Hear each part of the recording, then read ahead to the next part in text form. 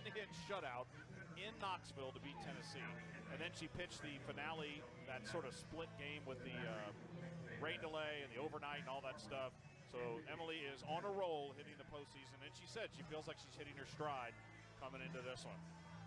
Weather conditions for you, 74 degrees under clear skies, calm winds for now. We're keeping an eye on the weather out to the west, but we think we're going to be okay in this one. The first pitch in today's game brought to you by St. Joseph Health. They're your primary partner for primary care and is a leading healthcare provider in the Brazos Valley. St. Joseph Health is proud to be the official healthcare provider of Texas A&M Athletics. Quincy Lilio, Carly Shelton, Ariana Rhodey to lead it off for the Gamecocks. And the first pitch of the game from Kennedy is a strike. Right down the pipe at 69 miles an hour. Two lefties to begin it off for Carolina here. Quincy Lilio, the center fielder. Where's number 43? She's a junior out of Oceanside, California, an Oklahoma transfer. That pitch misses just off the plate. 1 ball and 1 strike. Lilio on the season leads the team. 374 batting average. 27 runs driven in. 6 stolen bases. That's a strike on the inside corner. And the count is 1-2. That is Marty Abazizian behind the plate. Susan Eads is at first, and Chris Neighbors is at third. That is your SEC umpiring crew tonight. Lights pretty much have taken full effect here in Athens as the sun has set about 30 minutes ago. Chopped foul at the plate. That might have gotten Mac Barbara. She's going to shake it off a bit. Quick scout on South Carolina, folks. They average 6.1 runs a game. They average 4.3 runs a game in SEC play. They can hit home runs. They have 39. As a comparison, the Aggies have 50. They don't tend to run a lot. They have 43 stolen bases on the year. The Aggies 61. But Carolina hitting 312 as a team. They draw a lot of walks. They've walked 30 more times than the Aggies have on the season. That pitch is inside, 2-2. And enjoy the effects feed tonight from our friends at ESPN. It's going to be fun to listen to. You're going to hear the umpires talking. You're going to hear the gloves popping. Really immersive experience here in the game. 2-2 the count to the first batter of the game, Quincy Lilio. Chopped up the middle. Charging is KK DeMent on a short hop. Picks it, throws to first, and gets the out, falling almost forward behind the circle. That is an incredible play by the freshman. 1 down. You've watched her play all season, and you're never surprised by the play she makes. An incredible short hop, and she was racing towards the circle, and she's sort of stumbling as she's picking the short hop, still able to recover and throw out Lilio. 1 down here in the first. Pitches inside, 1-0 to Carly Shelton, the second baseman for Carolina. Shelton's a sophomore out of Lexington, South Carolina. Left-handed hitter, 354 average, second on the team. Leads the team in runs, hits, and doubles. Has 3 homers and 40 runs driven in on the year. She'll pop it foul back towards us. We were just here a little over a month ago. It's 200 down the lines here, 220 to straightaway center. It's a really nice place to watch a softball game. We're high on top the press box here. About an 8-foot padded fence all the way around. Out in left field, there is a see-through chain link fence up to left center field. That's down and in, 2-1. Dugouts are both tucked underneath the stands, built up sort of like the old Aggie softball complex here. So there's no field level seating here at Georgia. There's a large bleacher out in the outfield, and the bleachers go from end of dugout to end of dugout right underneath us. Just underway here in the top of the first inning. Chop foul at the plate, 2-2. Defense for you for the Aggies. It's what we saw over the weekend. Kramer's in left, Alley's in center. Kelsey is in right. KP, Coco, KK, and Amari around the infield, and Mac Barbara's behind the plate. M's ready. Here's the pitch. This is outside. Good location. 3-2.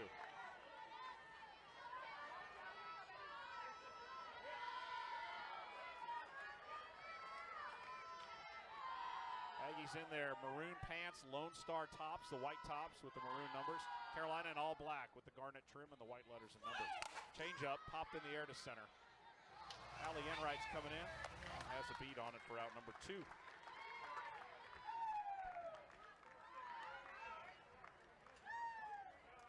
see if the Aggies can carry that pretty spectacular defense that they played at Tennessee into this tournament. Man, they were good. They've been a pretty decent, I would say, defensive fielding team here. They would kind of let sloppy errors kind of stack on top of really high-level plays. There's a strike called to Ariana Rhodey. Watch this bat here. 2 outs. The Aggies turning 4 double plays in that series against Tennessee. Rhodey is a right-handed hitter. She is a junior out of Cranston, Rhode Island. That's high, 1-1. One of 6 Charlotte transfers to follow their head coach, Ashley Chastain Woodard, to Columbia in this season, and they have made an incredible impact. Ariana Rhodey, .338 average, 16 home runs. That is a new single-season record for Tennessee. There's a strike at the belt on the outer half, 1-2 for South Carolina, 16 home runs. She had 2 yesterday in the win over Alabama. 50 runs driven in, also leads the team. 1-2 the count to Rhodey. Here's the pitch, that's high. I'll tell you what, man, you can tell when M's going. You feel this pace. This is how she throws. When she's feeling good, she's back on that rubber and ready to go at about 12 seconds on the pitch clock. You can just feel it. 2-2, swing and a miss, strike 3, and that is a great start for Emily Kennedy and the Aggies. Carolina goes 3 up, 3 down. Middle of 1, you're fighting Texas Aggies coming to bat, and we return to Athens. You're listening to the SEC softball tournament from Learfield.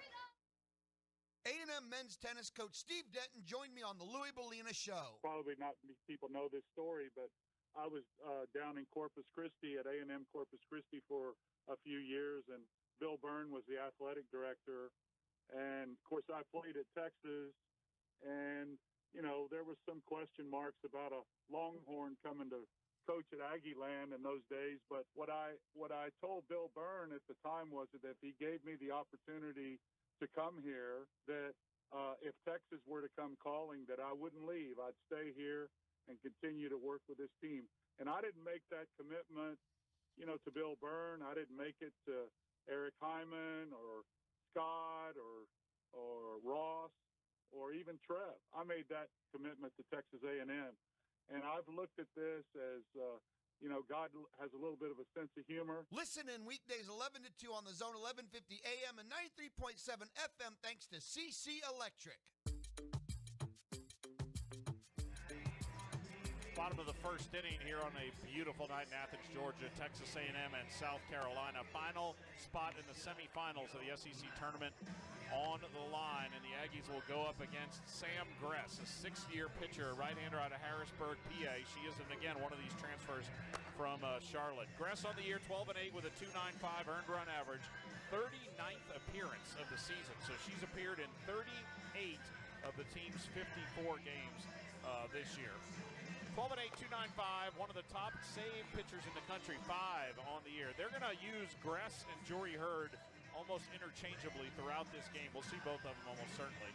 128 in the third innings for Gress, 118 hits, 48 walks, 92 strikeouts. Opponents hitting .242 against Sam Gress. Talking to Tricia Ford before the game, I said, hey, what makes this South Carolina pitching staff good? She said, it sounds stupid to say, but they make you swing at balls. Like, if you can avoid the balls and swing at strikes, it sounds dumb, but she said that's what they do very well. So the Aggies have to maintain that plate discipline that they've had a fair amount of all season long. And the first pitch is a ball to KP, Kennedy Powell. That's high, 1-0. KP Coco Maya to lead off this bottom of the first for the Aggies. 347 hitter Kennedy Powell leads the team with 58 hits and 56 runs scored. She has 22 RBI on the year and a team-best 19 stolen bases. Slap foul past Jeff Harger in the third base box. 1-1 the count. Gress is going to sit mid-ish 60s. That was at 67 miles an hour. 5-pitch mix. Tends to work more up than down at the zone. She has a good changeup, but supposedly it's one that you can recognize quick. You don't want it to swing at it as it comes in the upper 40s. So we'll watch for that pitch as well. 1-1 pitch. There it is, and it's skipped in. 2 balls and a strike. Yeah, it's I'm not the one with the bat in my hand, but it's obvious the minute it leaves her hand, it's way slower than her hard stuff. South Carolina, one of the best fielding teams in the SEC and the country. Number 2 in the SEC behind only Arkansas in fielding. Defense has very much played a big factor this year. Bunt, fouled off at the plate. She's in the box. It's a foul ball, 2-2. Bunt attempt came right back up and hit Kennedy Powell in the box. So 2-2 the count. First batter of the game for Texas A&M.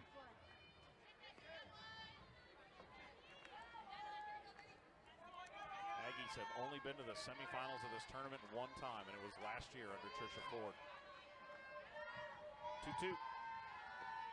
Chopped off the plate. 2-hopper to second. They got to hurry. Throw to first, and they get her by a step. gets Shelton on a chopper. The speedy Kennedy Powell 1 out. It's Vincent Lilio and Knight in the outfield for Carolina. Chansey, Blankenship, Shelton, and Rohde around the infield with Winters behind the plate. South Carolina just 27 errors in 54 games on the year, and they've turned 28 double plays. So here's Coco Woolley. What a weekend she had in Knoxville. And she takes a strike right across the letters. 0-1 the count to Co. 374 hitter, 24 runs driven in. So just underway. We're in the bottom of the first inning. Coco 5 for 9 with 4 runs scored and a triple and a double against Tennessee. Changeup floats in, catches the outside corner for a strike at 47 miles an hour, 0-2. Carolina with the infield in with Coco Woolley at the plate. Maya Perez on deck.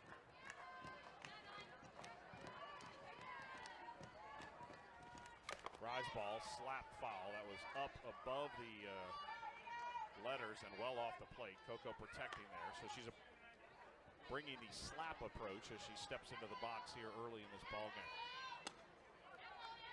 Standard foul territory here at Turner Stadium, much like we have at Davis, although behind home plate here it angles and then cuts flat across behind the plate. At home it curves in front of the Diamond Club.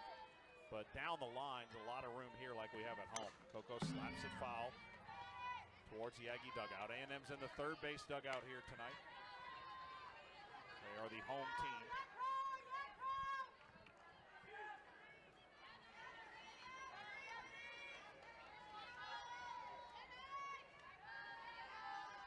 Gress back on the rubber. There's the 0-2. Coco slaps it left side, through, past the third baseman, past the shortstop, and Coco Woolley's on with what should be a single, and it is. The minute it got by the third baseman, Chansey, Blankenship was back in the hole, and it got under her glove, but if she fields it, there's no chance she's going to throw out Coco Woolley. She tried to backhand stab it. A little bit deep in the hole, so it's an infield single, or I guess technically a base hit through the left side for Co. So she stays hot, and here is Maya Perez, who also is on her way to an All-SEC recognition at some point this week. She'll take a strike, begin her at-bat. The left-handed hitting sophomore leads the team in all the big numbers. 449 batting average, 13 home runs, 63 runs driven in, 34 walks. Carolina playing the outfield deep and a bit flat across, so the center fielder's in just a tiny bit, and the outfielders on the corners are back.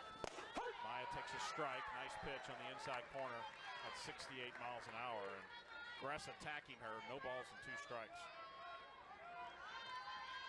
Gress will give up walks, but it's not going to be a major problem for her. She does give up home runs. In 128 innings, just 48 walks, and has given up 11 long balls. Change up, Maya grounds it in fair territory to first base. They'll step on the bag there. That's out number 2. That does move Coco Woolley to second. Again, that changeup, folks, is coming in at 48, 47, 48, somewhere up in there. So 2 down. Here's Mac Barbara. She's had herself a heck of a conference season. Overall, Mac is a 371 hitter. That's 4th on the team, 10 homers and 58 RBI. But in conference play, Mac hitting 373. So maintains that through conference play. Runner at second, base open, 2 outs. That's high, 1-0. Let's see what they do with Mac with Amari Harper on deck. And here comes the catcher Winters to talk to Gress. And it looks like we're going to have a mound visit here for Carolina. Yeah, I think they're going to decide here, what do you do with Mac Barber? You've got a base open. Do you really want to mess with this here? 2 outs, you know. Now, that doesn't mean Amari Harper can't harm you, but obviously Mac has that dangerous power stroke. That'll allow Jeff Harger the chance to talk to Mac. That's Ashley Chastain Woodard, the head coach in the circle, talking to her pitcher and her defense. First season at South Carolina, her alma mater. She was a very, very good pitcher in the late 2000s and had been coaching at Charlotte and is now the first-year head coach. So that meeting is over.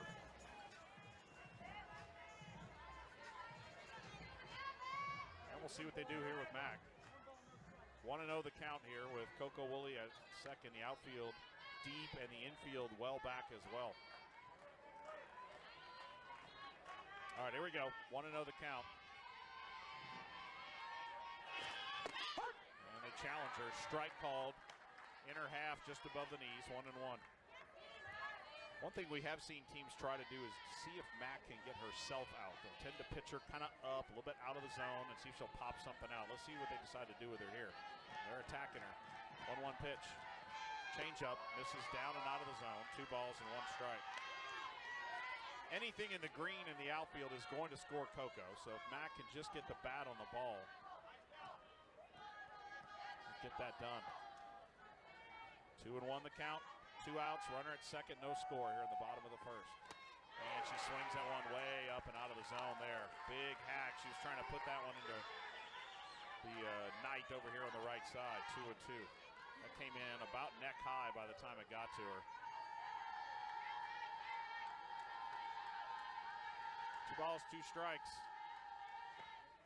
Waste pitch outside. She didn't offer, and the count is full. And again, Amari's on deck.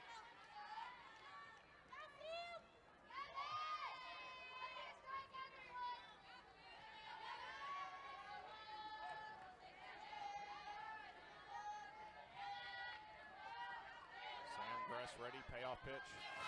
Change up, taken outside and low, ball 4. And Mac will draw the walk, and for her, that is her 26th of the season. First and second 2 outs now for Amari Harper. Big opportunity to strike early in this game. Great season for the junior out of Corona, California. Second on the team with a .382 batting average. She was the Aggies' 3rd best hitter in conference play. She takes it outside, 1-0. And honestly, she went on a skid at the end of the season, did Amari, and that knocked her number down. She was really the Aggies' best hitter in conference until right near the end of the regular season. 5 home runs, a far and away career high, and 33 runs driven in. Rips it foul left side above the Aggie dugout. 1-1 the count. In case you're wondering on the sits, Amari is hitting .342. That's 40 points lower than her season average with runners in scoring position. She's hitting .444 with 2 outs. South Carolina respecting the power. They're back a bit in the outfield. Corners in a bit. Shortstop back. Second baseman normal spot. Now creeping in a bit. Amari takes outside and high. 2-1.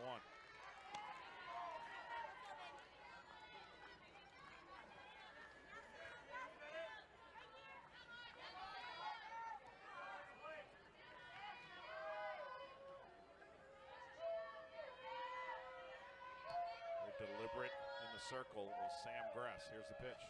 Mari rips it foul left side. It'll land on the batting cage here to the left. 2-2.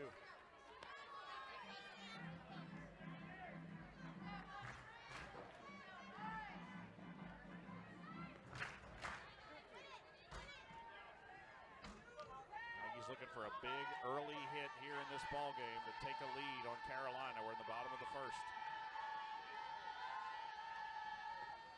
Way down and out of the zone, overthrew that one. 3-2, and a nice job by the catcher, Winters, scooting into the right-handed batter's box to save that from going back to the screen. So full count, runners will be off on the pitch. KK is on deck. And let's see what the veteran Sam Gress comes with here. 3-2 pitch. Inside, ball 4, up and in, just off the elbow. And the bases are loaded for the freshman KK DeMent. This is what the Aggies do to teams when they're patient at the plate. They really just continue to put pressure. Whether or not they score in this inning, they are pressuring Sam Gress into making really high-stress pitches in key situations. Most of this has happened with 2 outs. So here's the freshman KK DeMent. .310 hitter, 11 home runs. That's second on the team, 49 runs driven in. Bases loaded. Here's the pitch. That is down 1-0. KK has a grand slam at this field. Hit it back in early April against the Georgia Bulldogs. On the season, 2 grand slams, 15 runs driven in on the year with the bases loaded. Just take anything in the green if I'm the Aggies. Time called. Gress will step off the rubber. so much fun watching this kid grow this year. Coaches had been recruiting her for years. They couldn't wait for her to get here, and she's had an incredible freshman campaign. 1-0 the count. Here's the pitch. Change up. Waits on it. Takes a strike. Right down the pipe, just above the knees. 1-1 the count. Coco's at third. She had a one-out single. Mack is at second on a two-out walk, and Amari's at first on a two-out walk. Foul back. Came up right at the letters. KK puts it back on the net, and the count is 1-2.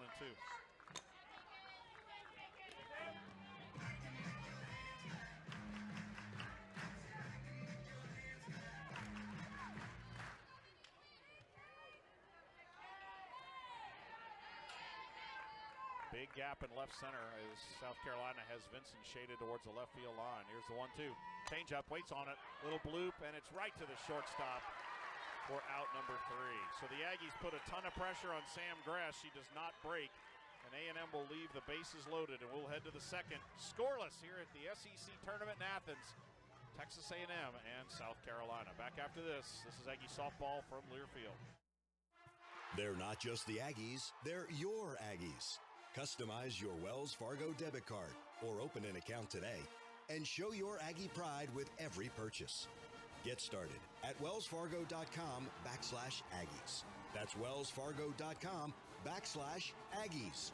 Wells Fargo is proud to be the official bank of Texas A&M Athletics. Copyright 2025.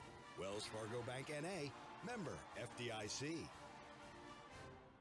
Prosperity Bank has welcomed many customers whose banks have moved on over the years. Prosperity believes in taking care of customers for the long term. And they must be doing something right, because Newsweek just named Prosperity Bank as one of the best regional banks in America, and Money.com acknowledged them as best overall bank in Texas. If you're looking for a bank with deep roots in our community and national recognition for outstanding banking services, come to Prosperity. They'll be here when you need them. Member FDIC.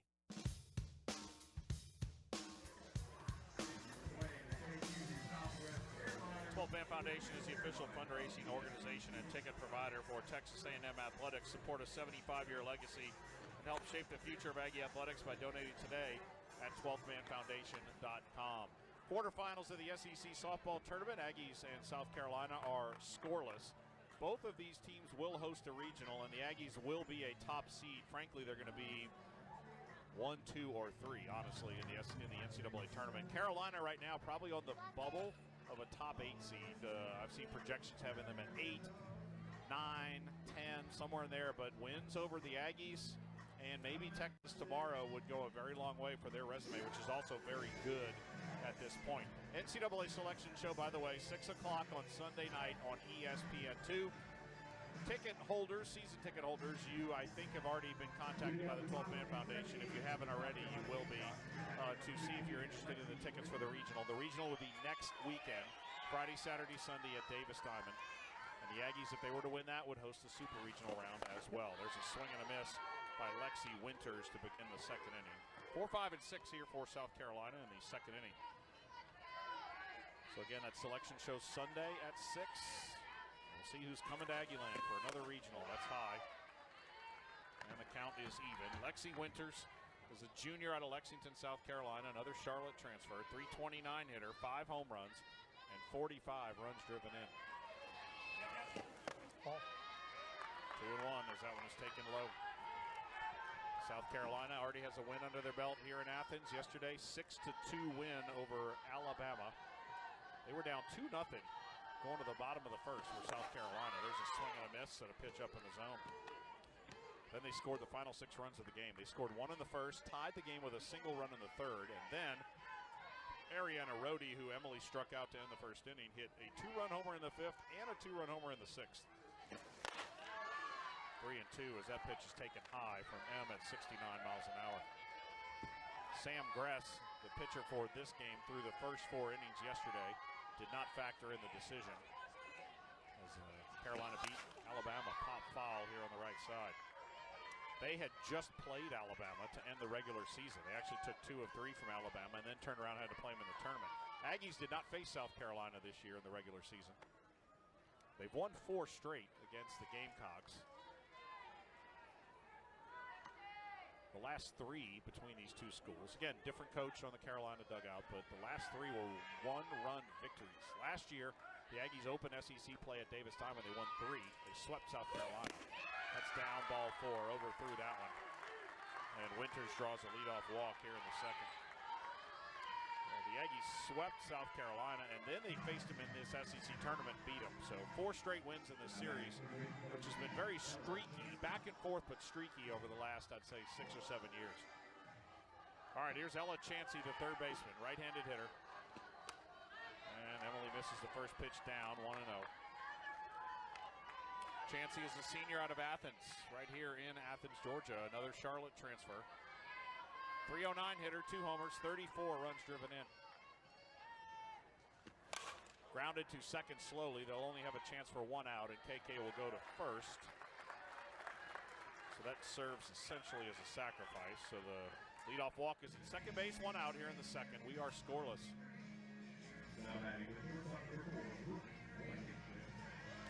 There's the senior Brooke Blankenship. She's the shortstop. 269 hitter. Homer, 31 runs driven in. Runner at second, 1 out. No score in the second. Strike on the outside corner. Tell you what, if Emily gets that call, it was on the black, but that call off the plate at almost 70 miles an hour, that is a really tough pitch for batters to deal with. Yep, there it is again, and that's 0-2 the count. Go right back to it if you're A&M. Blankenship watches the first 2 go by. You can't do much with that if you're a hitter. With the speed, she brings it. Here's the 0-2 pitch. Again, swing and a miss, foul tip, strike 3. That one a little bit higher, but same exact location. 2 outs here in the second. Can't hit that. You can't hit that. That's about belt high, about a couple inches off the plate. So 2 outs. Here's Abigail Knight. The lefty swings and fouls it back to the net. In case you couldn't hear it on the crowd mic, 0-1. Knight is a 6th year out of Robbinsville, North Carolina, Charlotte transfer. 306 hitter on the year, 2 homers and 32 runs driven in. Winters is at second. She walked to lead off the inning. That pitch just misses off the plate. 1-1. Mack was setting up off the plate, trying to catch the outside black to the left-handed hitter, closer to the right-handed batter's box. That was off the plate, though. The count's even. Line foul. Look out onto the edge of the Aggie dugout here. On the left side, counts 1 and 2. Everybody's all right. 71 miles an hour.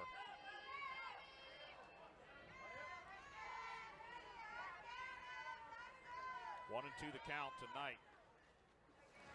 Changeup just misses off the plate. 60 miles an hour. It was a ball, and Emily's nodding her head in the circle, but a great pitch call. And again, credit Knight for not offering at it. 2-2 pitch coming. Popped up behind second base. KK DeMent can't get there, and a bloop single is going to get a run home for South Carolina. Great pitch, and Knight just barely got it over KK DeMent. And the walk comes back to bite the Aggies.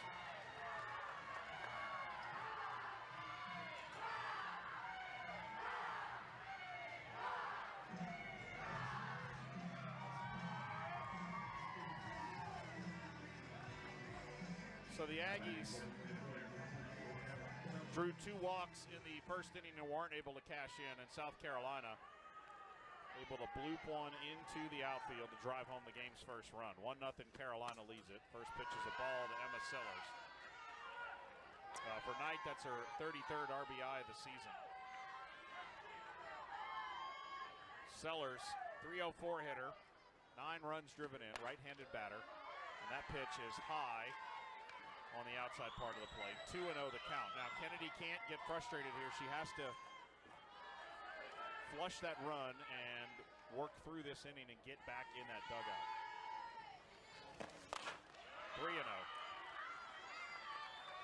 seen her do this year from time to time. And time called. Yep, here comes Trisha. It's like we've watched them a time or 100 this year. Kennedy will get frustrated with herself, and then she'll start to kind of overthrow. And again, I didn't see a full replay on the Knight base hit, but it felt like she jammed her on a 2-2 pitch. Replay will show, obviously, if she left it over the plate, but Knight just was able to use the speed of the Emily Kennedy pitch to just kind of bloop it out of right center field. There's nothing any of the Aggies could have done with it. It was just well placed. But you can't let that spill into additional problems here. That was a very quick mound visit there for Tricia.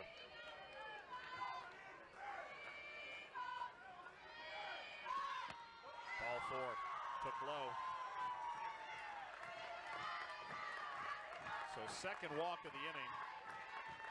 First and second now are the runners. Here's Emily Vincent.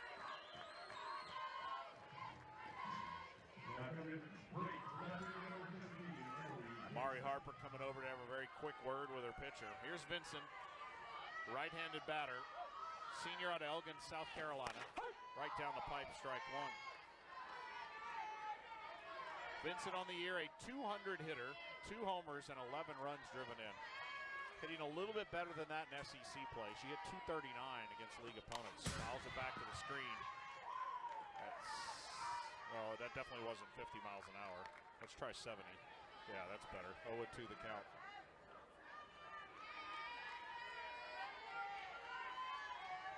Here's a pitch. Swing and a miss, strike 3. So Kennedy kind of flushed that last at-bat and then went right at Vincent and gets a strikeout. But a little 2-strike bloop single off the bat of Abigail Knight gives the 12th-ranked Gamecocks a 1-0 lead over your top-ranked Aggies. We're back at the bottom of the second. After this, you're listening to the 2025 SEC Softball Tournament at Learfield. 1, 2. I'm in love with a man named Rudy. I'm okay with that. He knows exactly what I want. Keeps me coming back. Cooks breakfast, lunch, and dinner for me. Does the dishes too. I'm in love with a man named Rudy. Last name Barbecue. It sure is easy to fall in love with Rudy's tasty oak smoked barbecue. Next in line. Wake up and find out what's going on with the Zone. Sign up for the Zone All Access newsletter at zone1150.com. Monday through Friday, 8 a.m. Start your day with the guests for TexAgs Live, the Louis Bellina Show, and Chip Howard Sports Talk. Plus, get the latest programming news and notes, contest signups, and reminders, and find out when and where your favorite teams play. It's the Zone All Access newsletter. The Zone All Access newsletter. And you can sign up now at zone1150.com. That's zone1150.com. KWBC, College Station, Texas. This is Willie, 98.7 and 1550.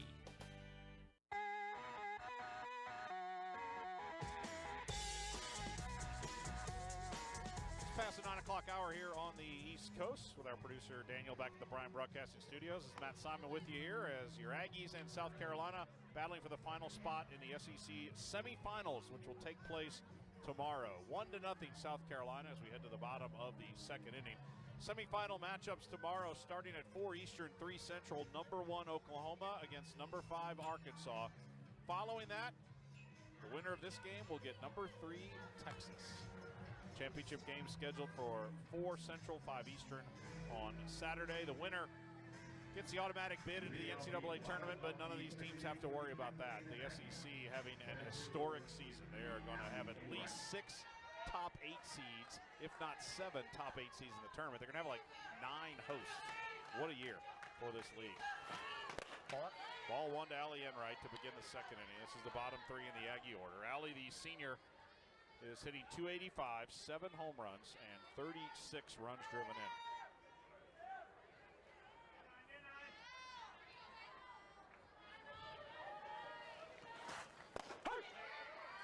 One to count now.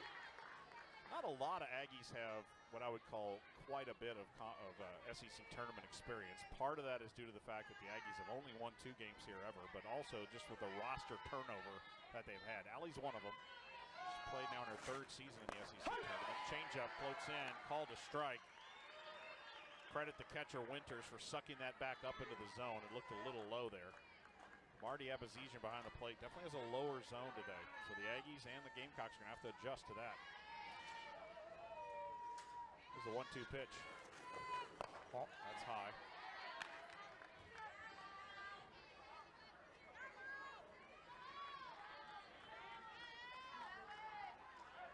Allie in a slump, 0 for her last 15 at the plate.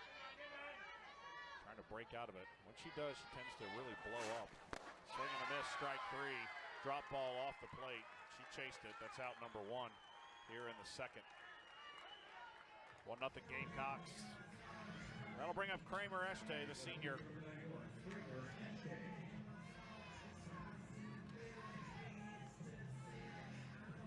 Kramer, the Brenham product, is hitting .278 on the year with 14 runs driven in. Had a pretty good weekend at Tennessee last weekend. Takes a strike on the inside corner. Kramer 3 for 7 against Tennessee, and she really had a rough month of April, did Kramer, and she's starting to come out of it. And man, when she's going, it just adds even a whole nother dimension to this lineup. Swing and a miss. Behind that on the timing there at 66 miles an hour. It was a bit off the plate, 0-2. Tell the Aggies are having a little bit of trouble timing up Sam Gress here.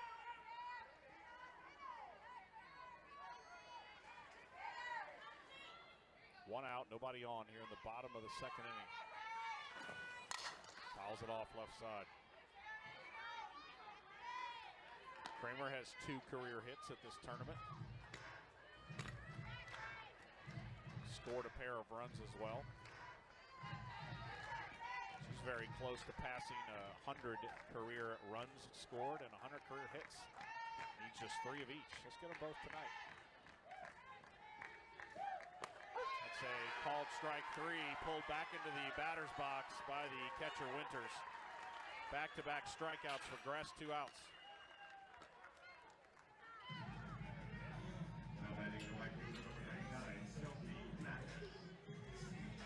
That's not a strike, it's in the river, but you got to credit the veteran catcher Winters on the play there. So 2 outs. Here's Kelsey Mathis, the freshman out of Waco. Second start in a row for her. She'll take a strike right down the pipe. 3rd start of the season. 6 for 10 at the plate with a home run and 4 runs driven in.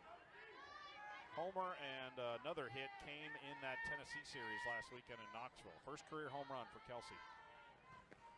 Fouls it off right side, and a pitch up and in, and the count's 0-2.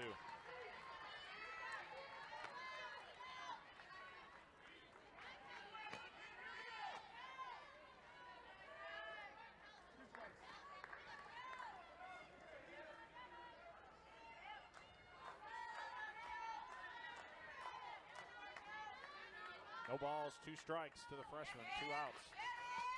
That's high. 1-2 the count.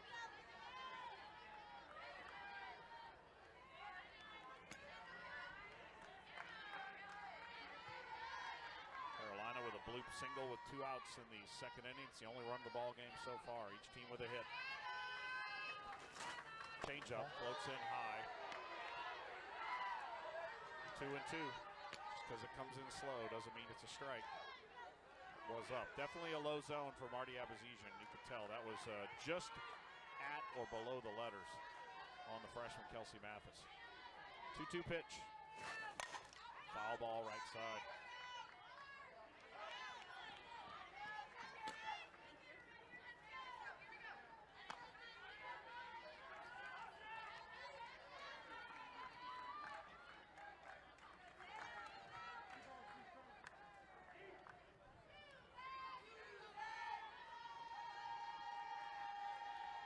Finally back on the rubber. And another 2-2 coming. Fouled off towards the Aggie dugout. Nice battle here by the freshman.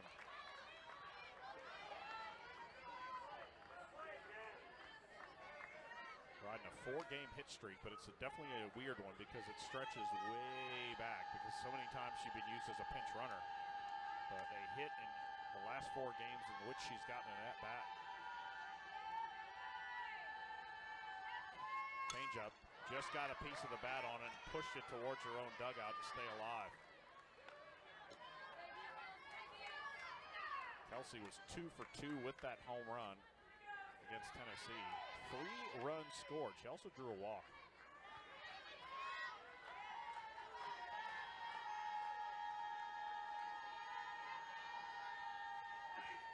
That's high. And she's filled the count up. KP's on deck.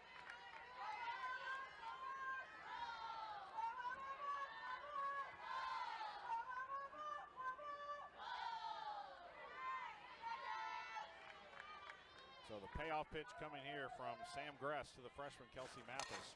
And hits it into right center field. That is down for a base hit. What an at-bat by the freshman Kelsey Mathis, who will get the high five from Heff at first base. Second hit of the ball game for Texas A&M. It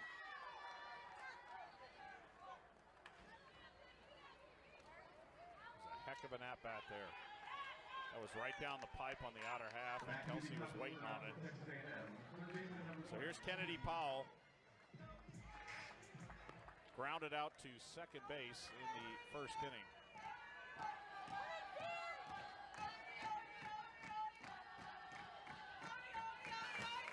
And she hits it deep right center field, going back, it's gone!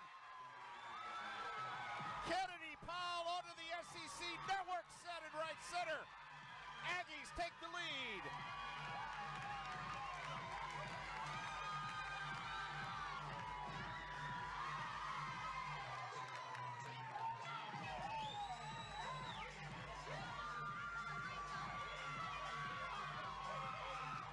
And who's got the ball but our Olympian out there in right center, Tori Vidalis. What a shot, a no-doubter from Kennedy Powell.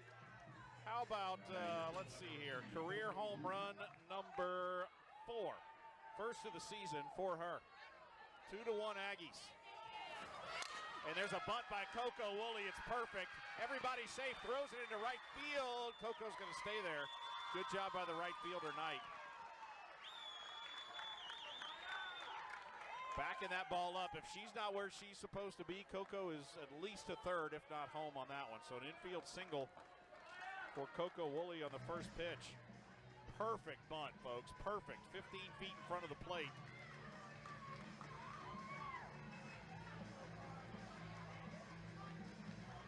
So Kennedy Powell with a bomb.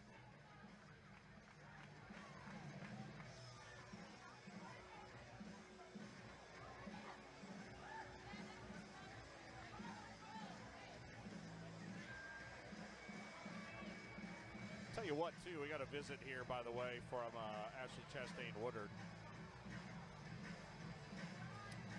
You really need to credit in this inning Kelsey Mathis. As much as what KP did with the home run, if Kelsey Mathis doesn't work that at-bat and get on base, KP doesn't come up. So this is one of these team innings for Texas A&M.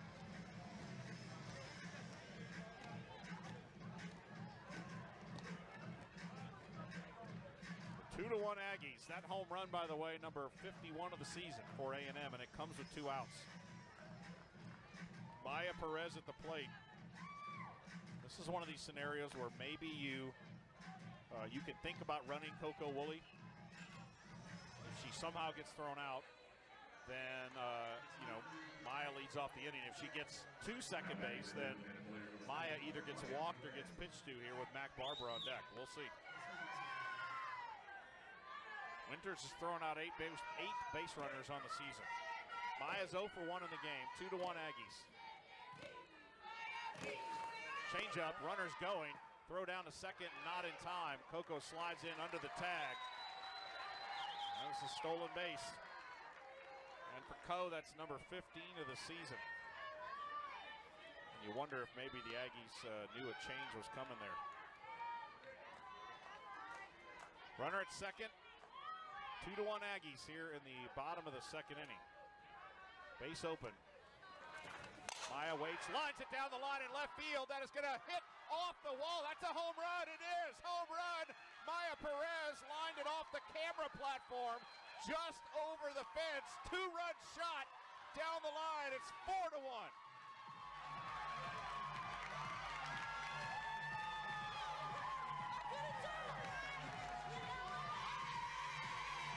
We told you there's it's an 8-foot fence all the way around, kind of like we have at home. They have a camera platform tucked right up in the corner to the right of the foul pole and above the fence, and it looks like it might have skipped. It either skipped off the blue top of the fence and lined it onto the camera platform. Yeah, it hit right at the base. Yep, it skipped off the top of the platform, or off the fence, excuse me, and hit the platform. So it's a home run. Heck of a call by Chris Neighbors, the third base umpire. So the Aggies have broken out the sticks. 2 home runs in the inning. The bubbles are flying here in Athens. We got a pitching change for South Carolina. We'll take the break and come back with the numbers on Jory Hurd after this. This is Aggie softball from Learfield.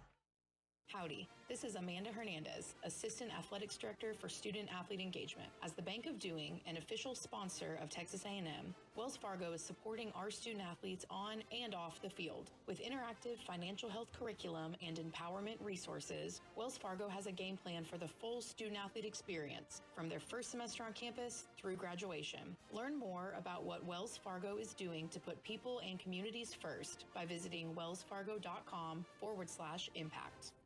If you missed TexAgs Live, you missed this. But we have 3 top 3 series wins in the last couple of weeks. I feel like we're going to be like a 2 or 3 seed in someone's regional, and they're going to be like, hell, this stinks. That reminds me of my senior year. We had TCU come to our regional in College Station as a 3 seed, and they won the regional, and they were like the best team by far. And you're like, how are these dudes a 3 seed? I feel like the Aggies are going to be like that this year. They're going to go to someone's regional, and everyone's going to be like, oh no, like how in the world is this team in our regional? It's TexAgs Live, Monday through Friday, 8 a.m. to 11 a.m. on The Zone.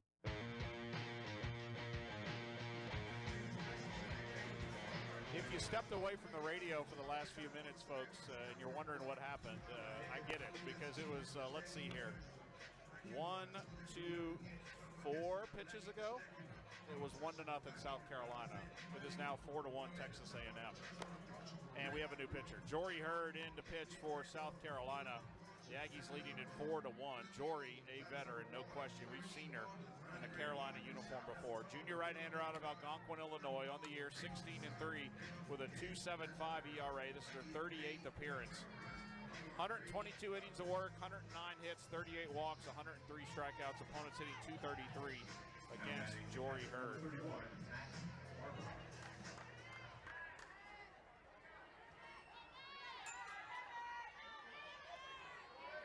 4-1, Texas A&M. First pitch is a ball to Mac Barbara, who walked in the first inning.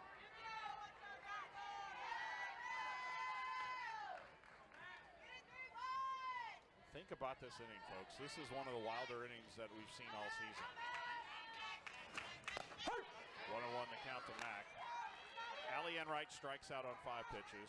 Kramer strikes out looking on 4 pitches, so 2 outs. Kelsey Mathis gets down on the count. It was either 0-2 or 1-2, one of the two.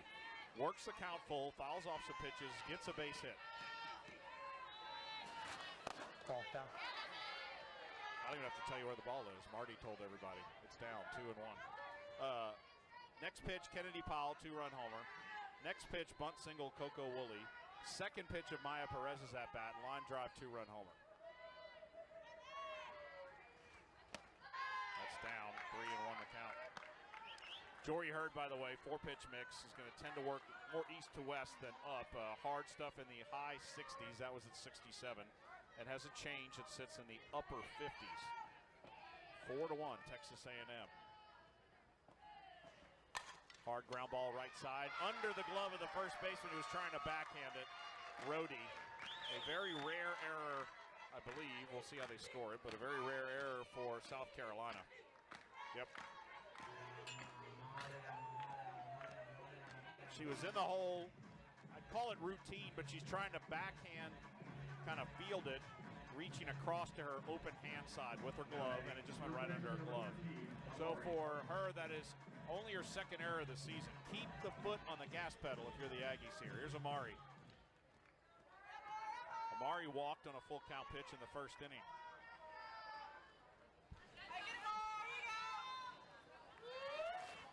And lines it to left field for a base hit.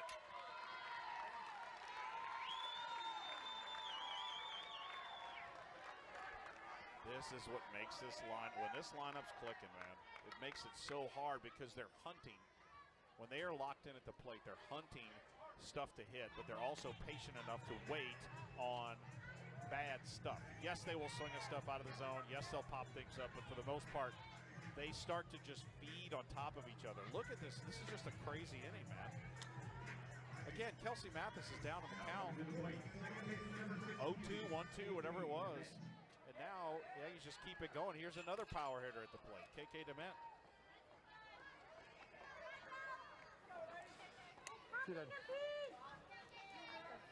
Runner at second is Mack. Runner at first is Amari.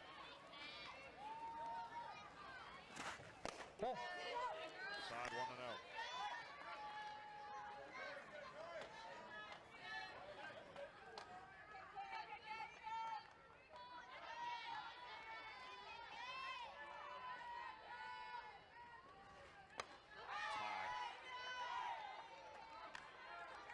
Talking with Trisha Ford, or the media were, last week, 2 weeks ago. They're asking her about kids like Kei Dement, Frankie Brajol. She's like, I do not have enough good things to say about those kids and their work ethic, the way they play the game. Let's foul back to the screen,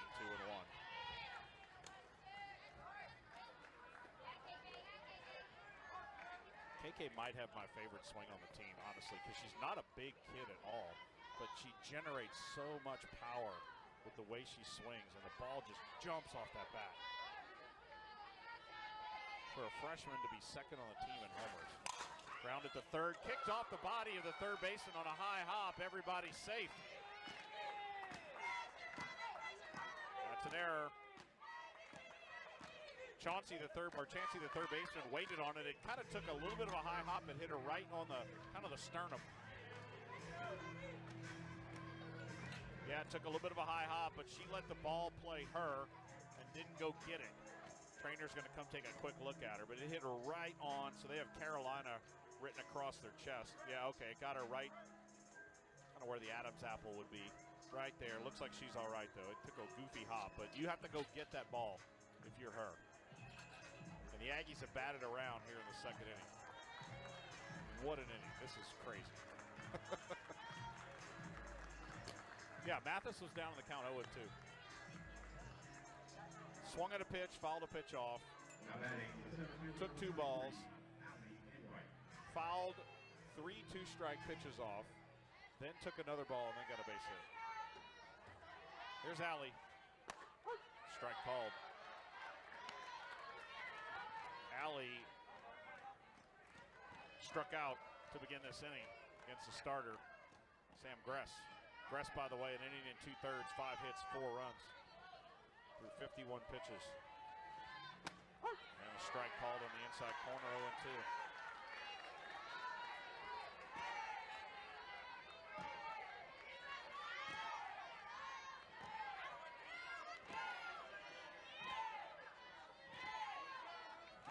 Base is juiced. Slow roller to second base. Fielding the hop there is Shelton. She'll throw to first for out number 3. But a fantastic inning for your Fighting Texas Aggies. 4 runs, all coming with 2 outs. 2-run shot, Kennedy Powell, and a 2-run shot by Maya Perez. 4-1 as we head to the 3rd inning here in Athens, Georgia. This is Aggie softball from Learfield. Just like your home decor and the paint color on your walls, the flooring in your home is an expression of you. At Zwerneman Flooring, our goal is simple, that every individual client express their style with the very best in flooring, selections, price, and service. Whether you're in need of carpet, tile, or wood, Zwerneman Flooring can create a unique floor made just for you. Call Zwerneman Flooring at 776-2800. Express yourself with Zwerneman Flooring. Click zfloors.net. We all enjoy good old-fashioned customer service. Pioneer Steel understands this, and when you walk in their door, you're not just another customer, you're a relationship that extends much beyond that. Family owned and operated since 1943, Pioneer serves its friends and customers with premium quality products and highly personalized service. For your steel, pipe, roofing, and metal building needs, trust Pioneer Steel to get the most out of your investment. Visit pioneerboys.com.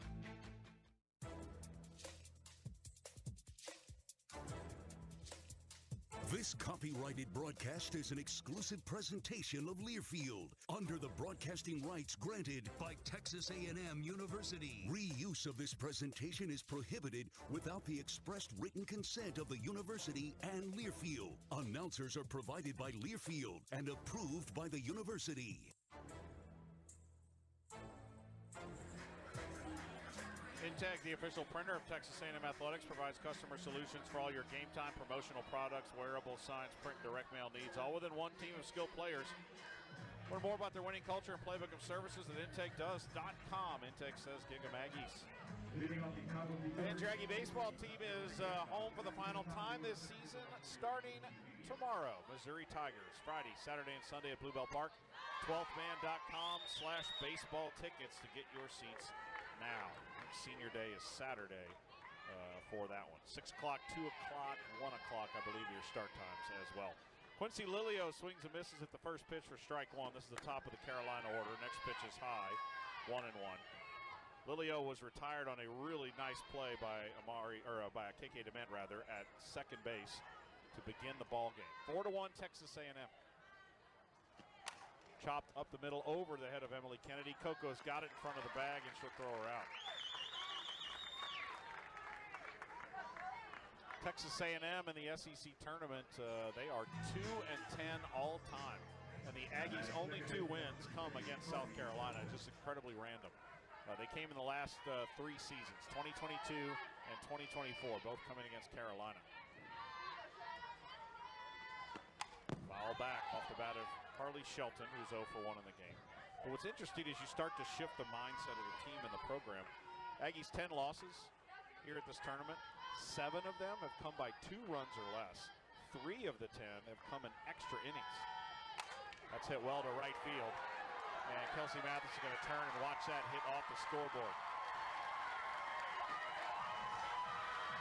Kennedy left that one right over the inner half of the plate. And Shelton did not miss it.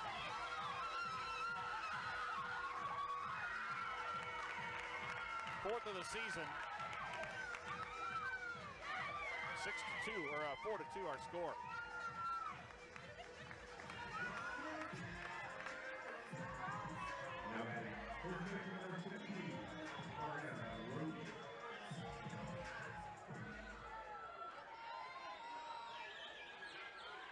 Too much of the plate on the inner half right at the belt. It was a big swing and a miss by Ariana Rhodey for strike one. She struck out in the first inning.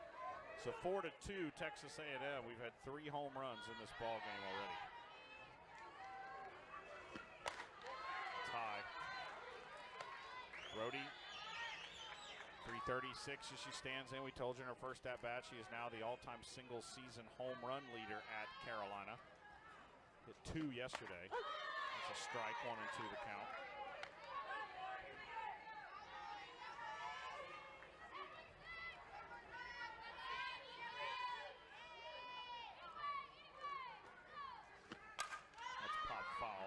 Side. Rhodey in conference play hit 3 home runs over the 24 games. She also has, we told you about the home run record, she also has a school record for walks in the season. Swing and a miss, strike 3. She's punched out twice, 2 down here in the third. Perfect answer there for Kennedy. Mistake pitch that Shelton didn't miss. And you bounce right back and get the strikeout. Here's Lexi Winters. She walked and scored in the second inning. 2 outs, 4-2 Aggies. Down and in, ball 1. A&M has out-hit Carolina 6-2. Gamecocks have 2 errors in the game. Neither of them came back to bite them. It just put a lot of pressure on their pitcher in that last inning. Fouled off here on the right side.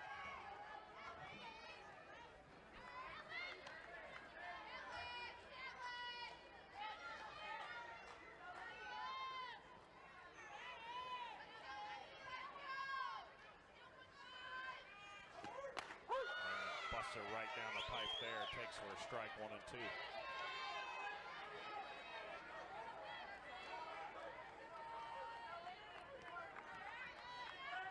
Trying to rebound after that home run. Check swing, foul here on the right side. 69-mile-an-hour pitch there.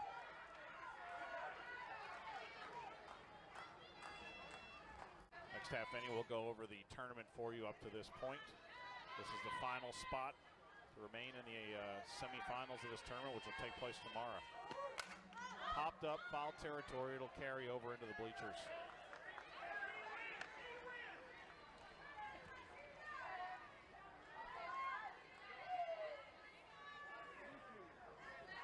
With that home run, Carolina has 8 runs in this tournament. 5 of them have scored via the long ball. And can't check her swing. She went around on a rise ball. So after the home run, Kennedy goes back-to-back strikeouts. Led to the bottom of the third. Aggies leading South Carolina 4-2. This is the SEC softball tournament from Athens, Georgia. It's from Learfield. No matter where I travel, one thing remains the same. Everybody loves Ford here in the Lone Star State. The best in Texas isn't just about being the best-selling trucks. It's about you and how Ford trucks help you be at your best every day, offering the technology and capability to handle whatever the day brings. And that's why we say, Ford is the best in Texas. Howdy, Ags. This is Grace Sparks, proud member of the Fightin' Texas Aggie softball team. For 75 years, the 12th Man Foundation has provided opportunities for student athletes like me to pursue our dreams at this world-class university. Thanks to the generosity of donors and season ticket holders, we have the resources to succeed on the field, in the classroom, and beyond. Visit 12thmanfoundation.com and donate today to help shape the future of Aggie athletics. Thanks, and gig 'em.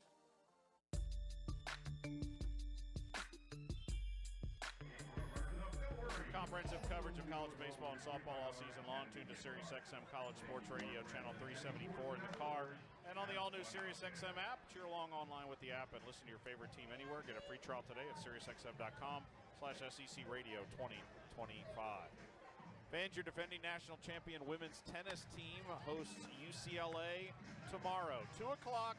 Super Regionals at the Mitchell Tennis Center. Ticket availability at 12man.com/NCAA Tennis. Winner to the Elite 8 in Waco. Aggies trying to defend that national championship they won last year. Good luck to Mark Weaver and the Aggies on their home court. It's going to be a beautiful day. Come on out to Mitchell Tennis Center tomorrow, 2 o'clock, Texas A&M and UCLA. Here in Athens, Georgia, it's the Aggies leading South Carolina 4-2. 2-run homers in the second inning by Kennedy Powell and Maya Perez. Here's Kramer Eshte to lead off the inning. Grounds it, diving stop, third baseman gets up, throws to first for the out. That is a heck of a defensive play by Chansey, who robbed Kramer of a base hit there. Those 2 errors in the last inning are very uncharacteristic of Carolina. This is pretty much more about how they play. That's a heck of a play, diving in the hole to rob her. So 1 down, here's Kelsey Mathis, singled and scored in the second inning.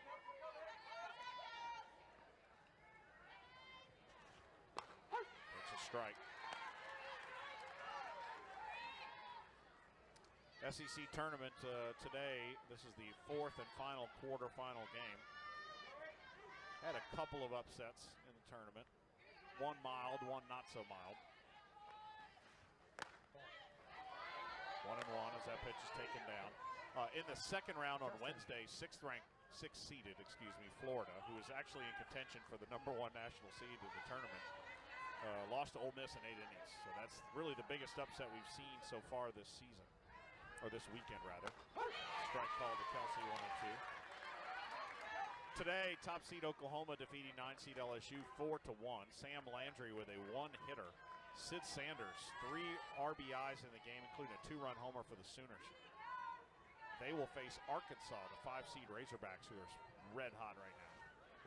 Drop ball misses from Jory Hurd. Counts 2-2. 5th-seed Arkansas defeating Tennessee, the 4-seed 6-1. Arkansas scoring 6 unearned runs in the game off of Carlin Pickens, who gave up 7 hits. Kelsey Mathis swings and lifts it into shallow center field. That is out number 2. seventh inning grand slam by Arkansas's Reagan Kramer really iced the game. It was a 2-1 game, and that iced it there. Robin Herron with a complete game victory. And then just a little while ago, third-seeded Texas. They're probably ranked third, too, in one of the polls. Defeated number 11 seed Ole Miss 7-6. Texas almost blew a 6-1 lead in that game. That's a ball taken down by KP. Mia Scott walk-off single over the head of the center fielder right before our game to win it for Texas. So the semifinals tomorrow, starting at 3 o'clock Central Time. Number 1 Oklahoma, number 5 Arkansas. And then following that, the Aggies or South Carolina will face number 3 Texas. Down and in, 2-0 to KP, who has a 2-run homer in this game. She's 1 for 2. That homer her first of the season. They were just showing Tori on the TV feed. I'm trying to confirm if she dropped it. I have unconfirmed rumors that she dropped it, but the Tori I know would not drop the home run ball, so she's got it. I think the goal will be to get KP on the set. She can give it to her. Ground ball fair. First baseman will pick it up and step on the bag for the out. Immediately called fair by Marty Abazizian. It came right up the first base line. And that will end the inning, assuming the Aggies don't want to challenge it. I don't think they will use a challenge on this, and they won't. All right, on to the 4th inning here in Athens. Texas A&M leads South Carolina 4-2. This is Aggie softball from Learfield. A&M men's tennis coach Steve Denton joined me on the Louis Bellina Show. Probably not many people know this story, but I was down in Corpus Christi at A&M Corpus Christi for a few years, and Bill Byrne was the athletic director. And, of course, I played at Texas, and, you know, there was some question marks about a Longhorn coming to coach at Aggie Land in those days. But what I told Bill Byrne at the time was that if he gave me the opportunity to come here, that if Texas were to come calling, that I wouldn't leave. I'd stay here and continue to work with this team. And I didn't make that commitment, you know, to Bill Byrne. I didn't make it to Eric Hyman or Scott or Ross or even Trev. I made that commitment to Texas A&M. And I've looked at this as, you know, God has a little bit of a sense of humor. Listen in weekdays 11 to 2 on the Zone, 1150 AM and 93.7 FM thanks to CC Electric.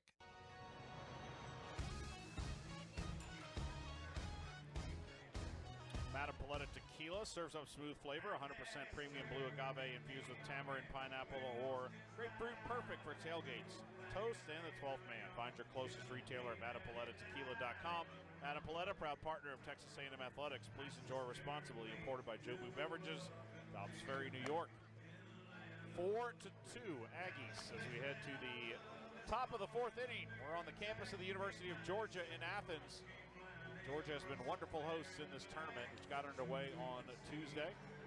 Talking with Tony Baldwin, their head coach, and their director of ops, who used to coach soccer at A&M, Robert Confer. I was talking with them over on the patio out there in left field before the game.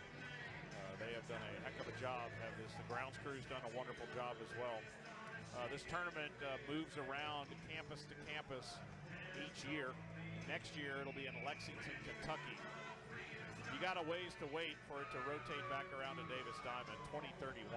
So next time the Aggies will host it. But it's really cool to get on campus. And we are about, I'd say, 2 miles, 3 miles from maybe what I call main Georgia campus. We're down south a little bit. The soccer field is right over my left shoulder. That's the only 2 sports where we are. And then back on main campus, Sanford Stadium, Stegeman Coliseum, Foley Field baseball, Dan McGill, the tennis center, all of that is all sort of clustered together, but it's really tucked onto the campus. There's nowhere to put this stuff. Ball 1 to Ella Chansey leading off the 4th. So when they put these facilities in the early-ish to mid-2000s, they came down on the south side of campus. And really allows them to spread out. There's a swing and a miss, and it counts 1-1. Chansey is 0 for 1 in the game. To our right, can't see it on TV, but kind of back over here, down past the right field foul pole, they're putting a brand new track and field facility in. That's fouled off. That's going to be a massive facility as they're building. You can see the skeleton starting to come up over here, off to the right. If you're watching along with us on TV, that building out in left field is a brand new team facility for Georgia. kind of went over it when we were here a month ago. 2-2 the count. $38 million facility there. Again, if you're watching at home, where you see the G out there in left field past the in foul territory, that low part of it is all softball. It's outside, 3-2. Team, so locker room, team lounge, all that stuff. We got a tour of it from their head coach, Tony Baldwin, back in April. Really beautiful. And then the bit higher building out in left center is a 2-story building. Fouled off onto the net. That is, the top floor is a hitting facility, so that's where the indoor cages are. The bottom floor is a weight room. The weight room and the strength area is shared by soccer and softball out there in left center field. It's a wonderful facility. Ella Chansey, full count pitch, fouled off again.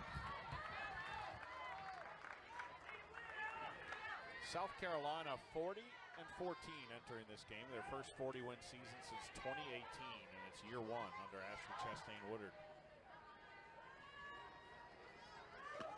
Fouled off again. Just barely getting the bat on it as Chansey. She's putting it. You can hear the net hitting these ESPN microphones. It's above the dugout here on the first base side. 13 wins for South Carolina in conference play this year. They won 5 of their 8 SEC series this season. Fouled off again and came back. You heard it hit Mac Barber's mask. Mac is going to take the mask off. Marty Abazizian will give her a chance. He'll wipe off the perfectly clean plate just to give her a chance to catch her breath. South Carolina series wins this year. They won all 4 of their home series. Georgia, Ole Miss, Kentucky, and Alabama. They won a road series at LSU. And their series losses this year all on the road. Oklahoma, Arkansas, and Auburn. And they have been battle-tested in SEC play. Just misses low, ball 4. That's a heck of an at-bat by Chansey. 10-pitch at-bat, and she wins it. It's a leadoff walk. Those are the kind of walks that you can, I think, kind of live with. I can say that because Trisha's not listening. But when you challenge and challenge and challenge and challenge a batter, at some point you're going to miss a spot. It wasn't a 4-pitch walk. That's high, ball 1 to Brooke Blankenship, who struck out in the second inning. Those are going to happen. Walks will happen. It's really when you let them stack, it's where it becomes a problem. Blankenship, a 267 hitter.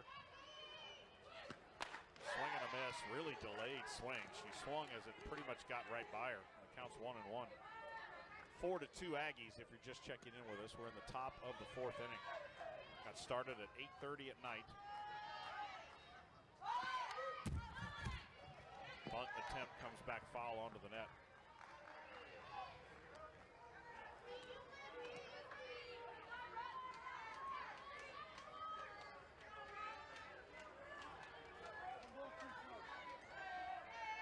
Ball and 2 strikes to Blankenship, the right-handed batter. Show and bunt, takes a bat back. Outside, off the glove of Mac Barbara. And that'll allow the runner to go to second. That'll be a pass ball. Again, Mac, very limited action catching really over the last, I'd say, week and a half of the year. That's been it. She did catch a lot early in her career, way back at San Diego State. But again, those are going to happen from time to time. 2-2. Just got a piece of it and cues it foul right side.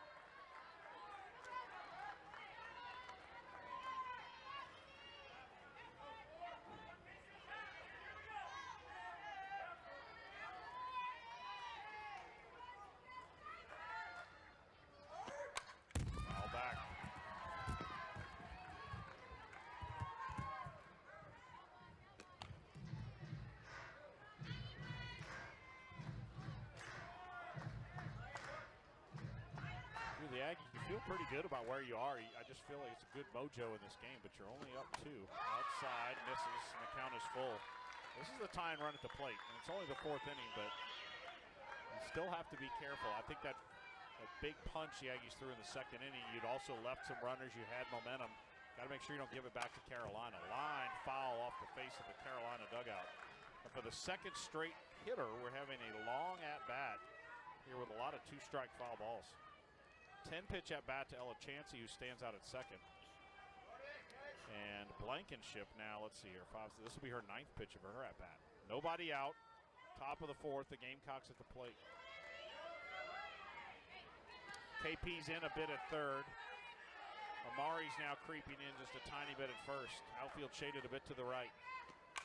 Grounded slowly up the middle. It's through for a base hit. They're going to send the runner. They're going to stop her. Throw is a bullet from Allie Enright. And the last minute, third base coach Zach Parsons stopped the runner rounding third, and that is smart because she would have been out by quite a bit. You don't need to get a run thrown out at home with nobody out in the inning.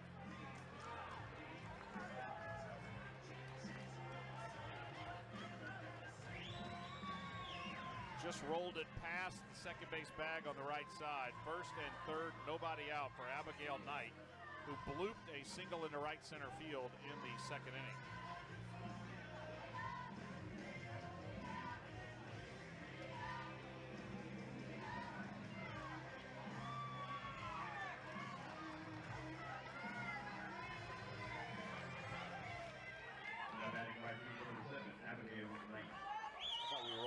Double plays here. Infield coming in. Abigail Knight 1 for 1 in the ball game. She's a .310 hitter, left-handed batter. Down for a ball. You see KK and Coco talking to make sure they know who has the bag. I believe it's Coco would have the bag.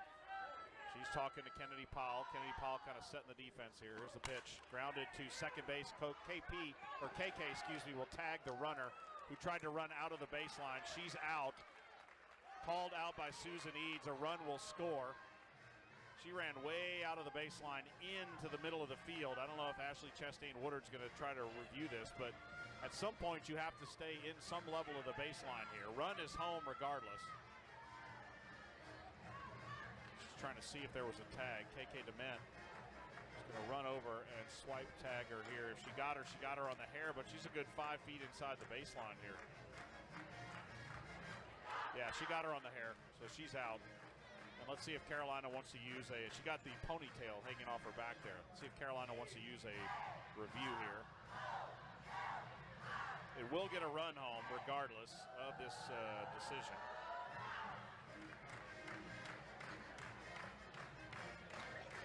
Umpires talking about it. Now Susan Eads is going to come and talk to the head coach for South Carolina. 2 challenges a game for either team.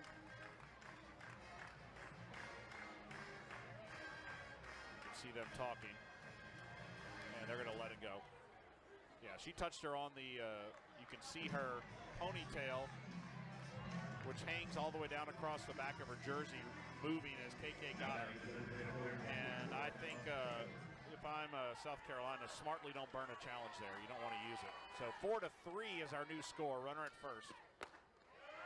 1 out, and the first pitch is a ball to Emma Sellers. So again, you were feeling good up 4-1, and now South Carolina just chip away. And they got the tying run to first.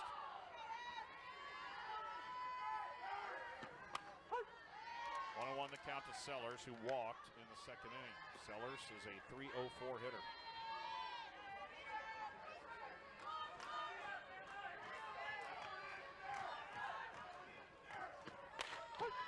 Strike on the outside corner, 1-2.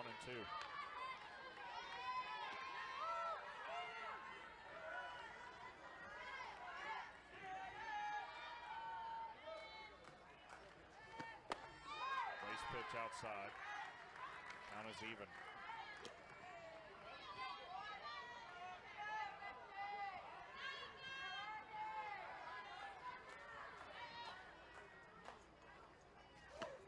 Grounded right side. KK DeMent in the holes, got it, turns her body, throws to first to get the out. KK all over the field here in this inning. 2 outs. That'll move Knight to tying run to second base. Bring the 9-hole hitter up, Emily Vincent, who struck out on 3 pitches to end the second inning. 4-3 is our new score here. And might have a pinch runner coming in for South Carolina. Yep. 22, Nia McKnight, the freshman, will come in and run. Obviously going for speed here. Your attention, please. Now running at second base for South Carolina, number 22, Nia McKnight. This is a scenario where if you get a ball into the outfield, you do send her and try to get a play at the plate because there's 2 outs in the inning. Swing and a miss. Vincent, strike 1.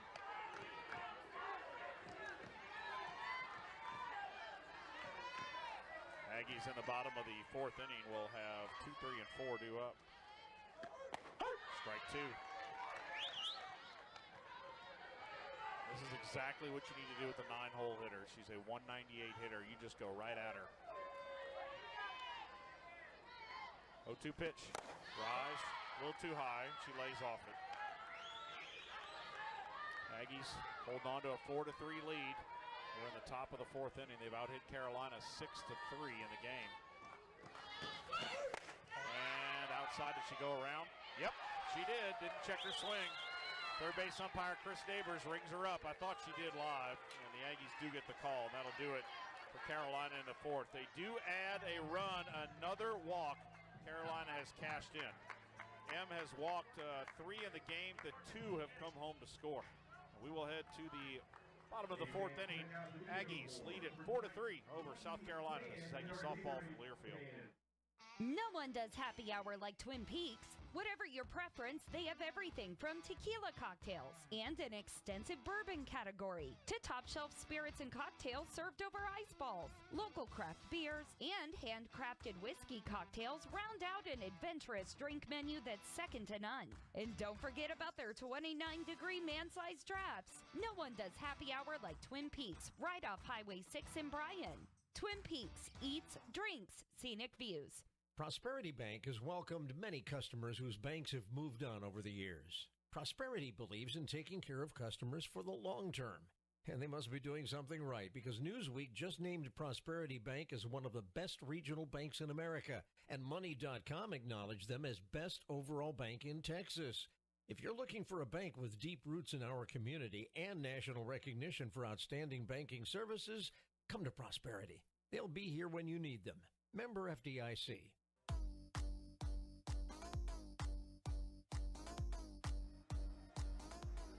At Texas A&M, our goal is to build champions, and we need you, the 12th man, to be a part of that like never before by joining us in our official NIL partner, Texas Aggies United. Join today at TexasAggiesUnited.com and help build the best NIL program in the country. Bottom of the fourth inning. Tricia Ford about to talk with Holly Rowe on the field, so we got a little bit of a break here. 4-3 Aggies lead South Carolina.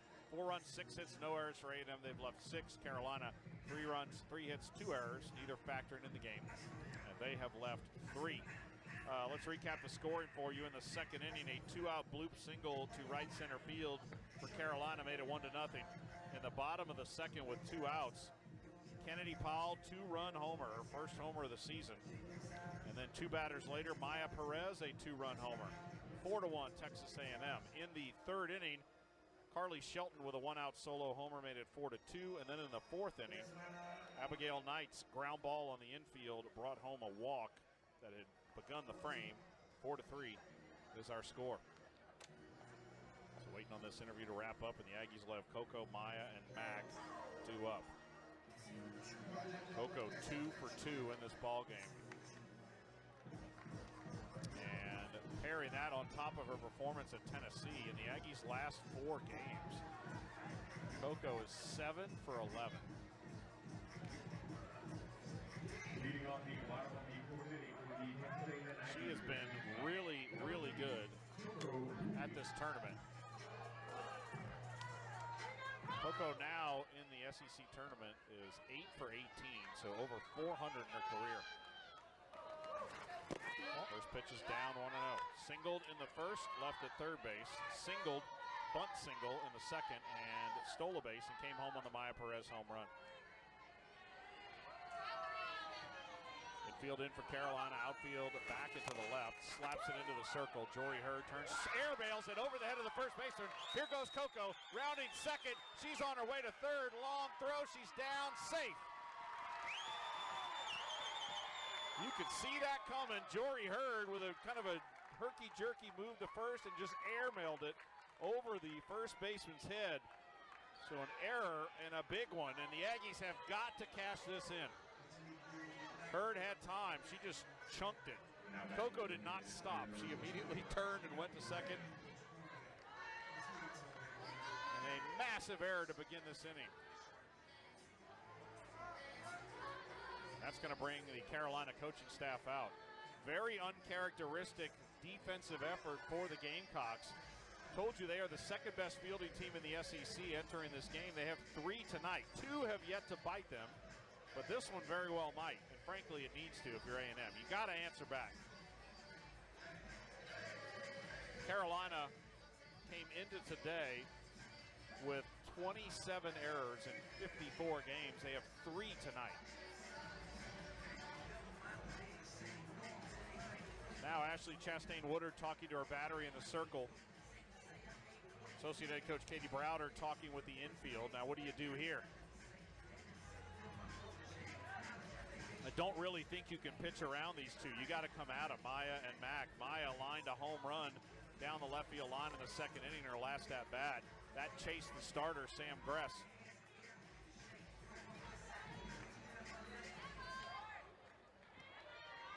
Infield is in for Carolina. Outfield is deep. Coco's at third. Change up strike. Tell you what I wouldn't want to do is play in as an infielder with Maya at the plate. I don't think that would be very fun. They are way in. Shelton, the second baseman, is a good 2 steps inside the bag, or inside the baseline. Drop ball misses. Inside 1-1. Maya with that home run now on a 7-game hit streak. She is hitting .600 on that hit streak.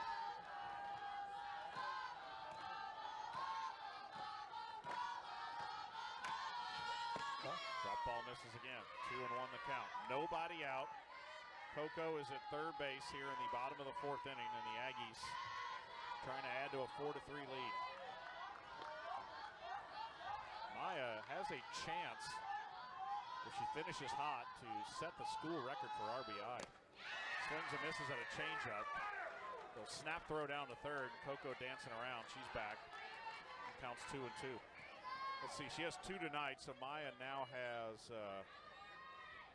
65 RBI on the season. That is second all-time at A&M behind Josie Carter, who has 72. That was in 1982.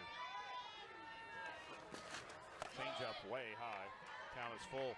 Mac Barbara is on deck. So Maya needs 8 RBI to set the school record.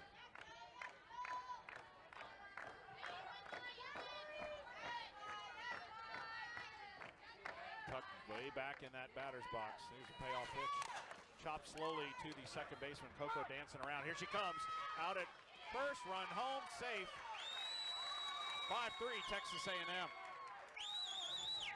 Vintage Coco Woolley. She goes not quite halfway home. Waits, and the minute the second baseman decides to throw it to first, there she goes, and you're just not going to get her.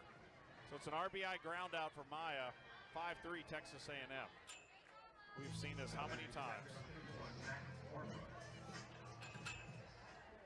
Second baseman looks for just a split second. Coco takes off, and the first baseman had no chance. So that is another RBI for Maya. That's now 3. She now has 66 on the season. Mac Barbara 0 for 1 with a walk in the game. 1-0 count. Pitch is high, 2-0.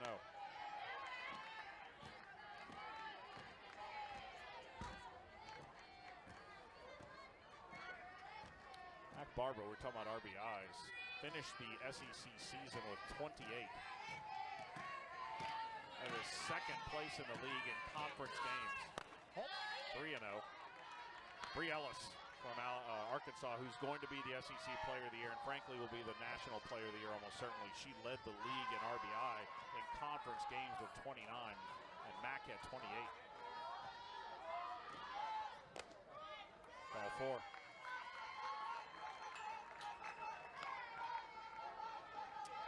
Kind of sort of pitching around her there. It wasn't one of those obvious pitch around situations. That last pitch was a little close, but just let her go. So 2 walks now in the game for Mac.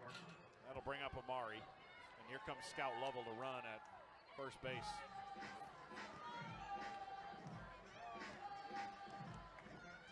Scooter, the sophomore, will appear now in her 32nd game of the season. This will be her, she scored 9 runs. She has 1 stolen base.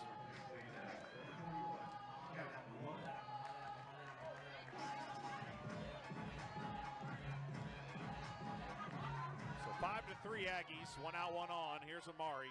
Walked in the first, singled in the second.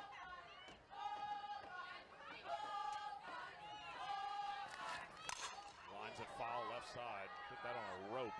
Pulled it into the bullpen area for strike one. So you got to love it. You cashed in that error. They gave it to you. They set you up, and you delivered. Keep the pressure on. It's great to answer that run that South Carolina scored in their half of the inning. Well high, 1-1 the count.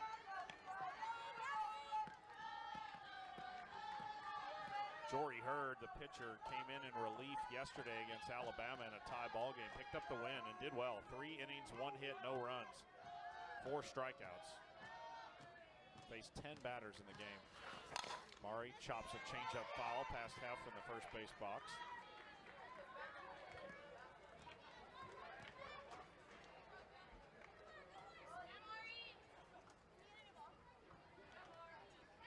And the count's 1-2. Hurd today in relief, inning and 2/3, 1 hit, 1 run. It was unearned, obviously. 1 walk, no strikeouts. This is the 11th batter she's faced in this one.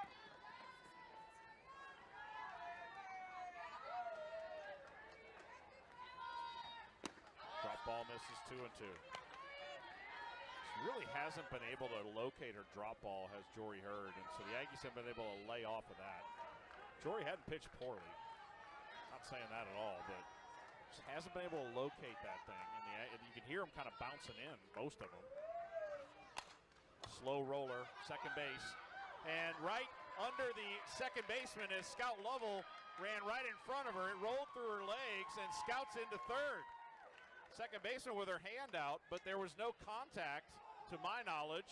Scout has the right to the baseline. And you can see the second baseman, Shelton, just holding her hand out like, what are we doing here? Scout timed it perfectly, ran right in front of her, and it rolled right through her legs. Scout, there was a contact there as the second baseman stuck her glove out. Scout trying to go around her. Second baseman reached out to touch her, and they're probably going to get that. We'll see if they make the call there. I think the second baseman initiated contact on the play there. You could see her kind of come up and stick her glove out at the last minute. Instead of fielding the ball, she was trying to initiate contact, and the ball went right between her legs. And let's see what the umpires do here. Marty Abazizian's going to come over and talk. Chris Neighbors and Susan Eads. Again, if you're the runner, you have to try an effort to get out of the way, but if the fielder initiates contact, that shouldn't be on the runner. And we're going to get a review here.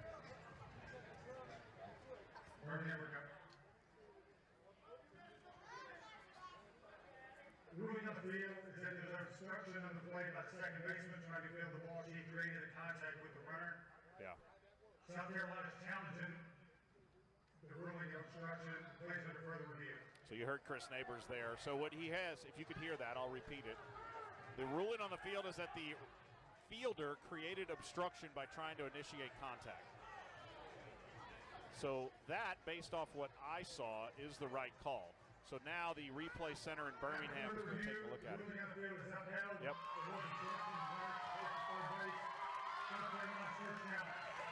Yeah, I think that's the right call. Again, Scout Lovell, the second baseman tried to initiate the contact and didn't field the ball, went right through her legs. So that's, I'm assuming, is an error. Yeah, she sticks her glove out. And as a fielder, you were taught, you really are taught that should be an error. We'll see how they score it. First and third, by the way, 1 out. Time called, and Marty Abazizian is going to talk with Susan Eads here. Scout went to third. I think they're making sure Scout can stay at third base.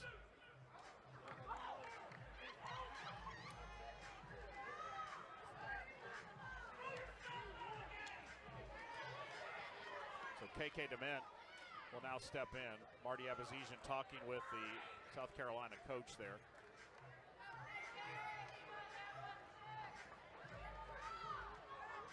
Yeah, she reached out to touch her. You were taught as a fielder, if you have the ability to initiate contact with a runner, you do it.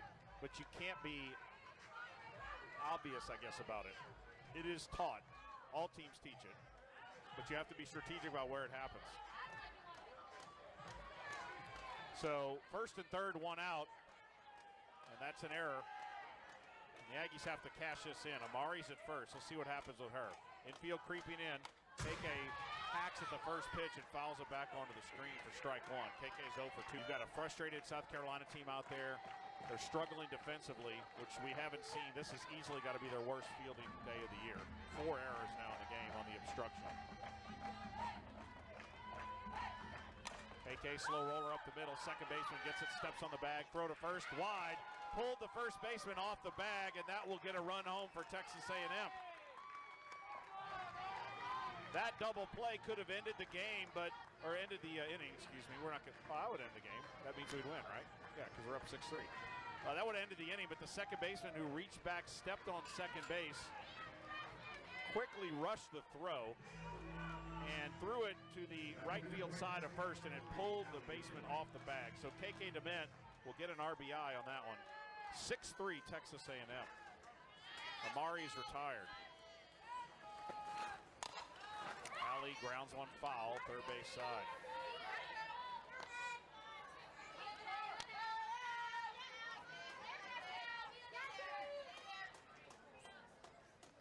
Alley 0 for 2 today, man, really scuffling. She's 0 for 17 entering this at-bat. Really want to see this kid bust out here. And there it is, base hit to left field. And Allie Enright breaks the 0 for 17 slump, and there's a big old smile at first base as she high-fives Hef. Nobody on this team works harder than that kid right there. And that is going to be it for Jory Hurd. We're going to have a pitching change for South Carolina, as the Aggies have gotten 2 of these runs back. The last 2 innings where Carolina has tagged a couple of runs, they get it back. And 6-3, first and second, 2 outs. We're going to have a pitching change for the Gamecocks. We'll take a break, come back with a new pitcher after this. Aggies up 6-3 here in the 4th. This is Aggie softball from Learfield. In 1776, a ragtag group declared a tyrant is unfit to be the ruler of a free people and began to establish their own perfect union. They were the underdogs. They didn't give up.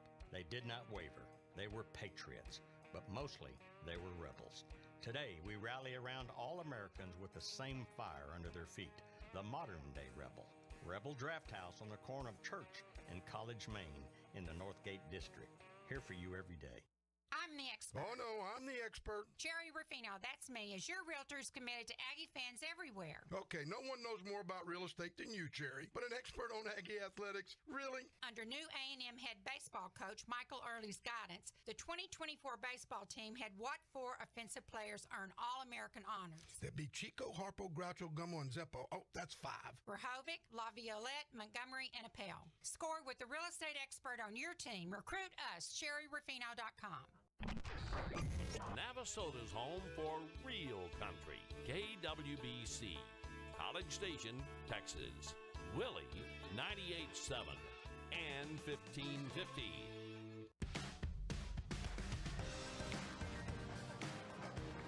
Neely Lamb is the new pitcher for South Carolina, sophomore right-hander out of Cades, South Carolina, Charleston Southern transfer.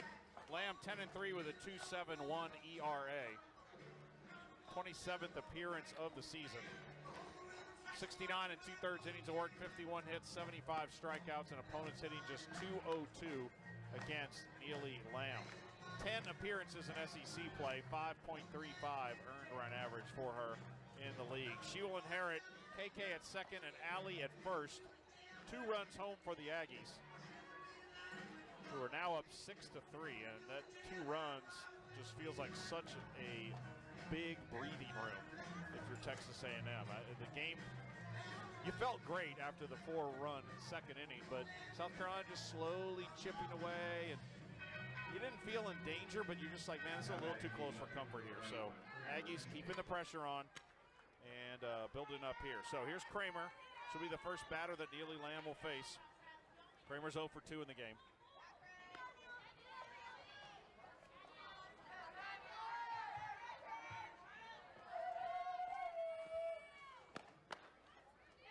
Down 1-0.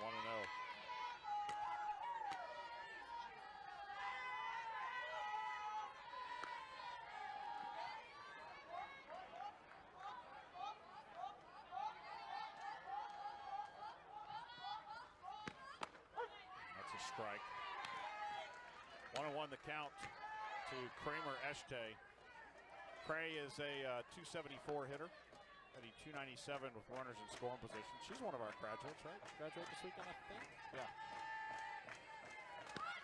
Flashes bunt, misses. It's a strike, 1-2. Carolina with the defense back. That's a really good idea if she can get it down, but just missed it, and the count's 1-2. Neely Lamb will work in the mid to upper 60s, usually up in the zone with a low 50s change. Outside on the waist pitch at 65 miles an hour. Winner of this game gets Texas tomorrow in the semifinals of the SEC tournament.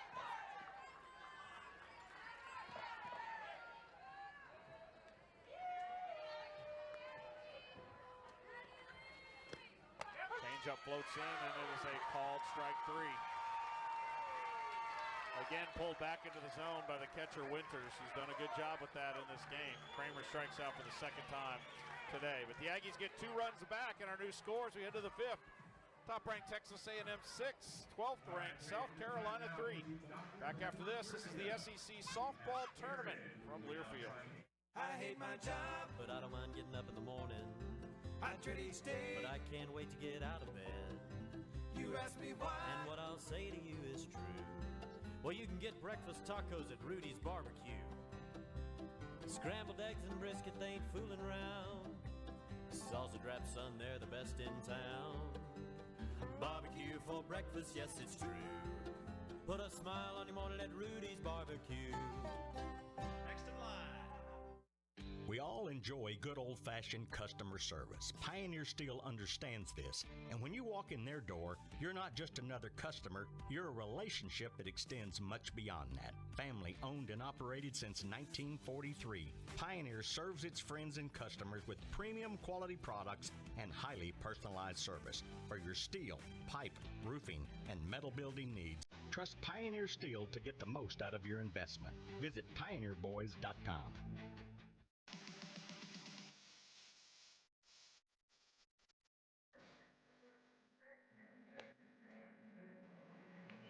On to the top of the 5th inning, new catcher for Texas A&M, D.D. Baldwin, the freshman out of New Braunfels, Texas.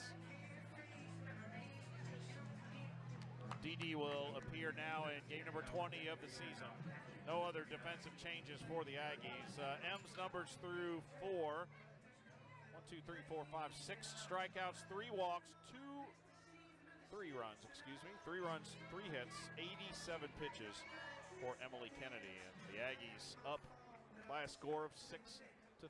They've out-hit Carolina 7-3. And man, the defense. It didn't bite them in the second inning. It bit them big time in the 4th with those 2 unearned runs for Texas A&M. So Kennedy will have the top of the order, 3rd time through. Quincy Lilo will bunt it down the 3rd base line. Kennedy Powell will wait on it, let it roll foul, and pick it up for a strike. It was a gorgeous bunt, but it just rolled foul.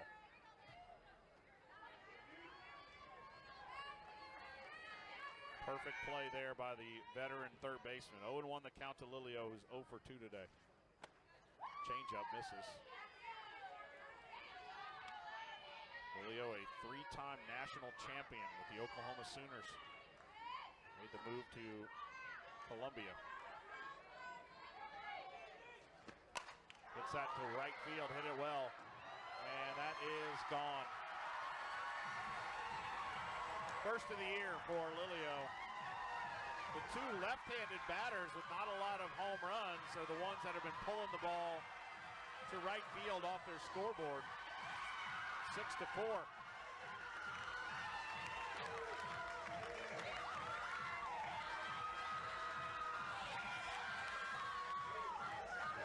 So the Aggies leadoff hitter Kennedy Powell homered in the game, and her first of the year. And Quincy Lilio just hit her first of the year as the Carolina leadoff hitter. 6-4. Strike 1 to Carly Shelton, who homered in the 3rd inning. She is 1 for 2 today. I don't think Tricia Ford, when I was talking to her about this Carolina program for the game, that's fouled off left side.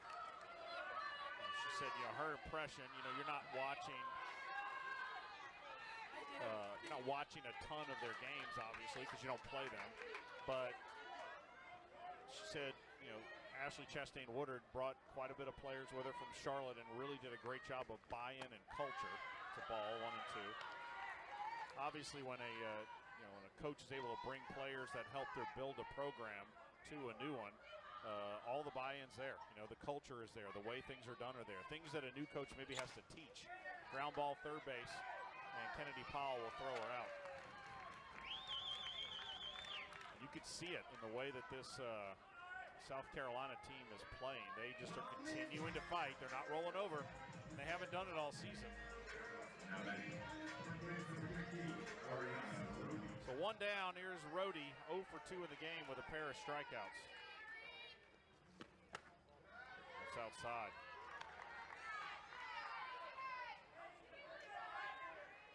Rhodey is one of those transfers. Last year, first team All-American Athletic Conference. Rise ball misses. 353 hitter, 22 home runs. A first team All-American for the 49ers last year. Charlotte under Ashley Chastain Woodard, back-to-back regionals. They were actually here last year, the Georgia Regional for Charlotte. That's down 3-0. Regional finalist at Duke in 2023.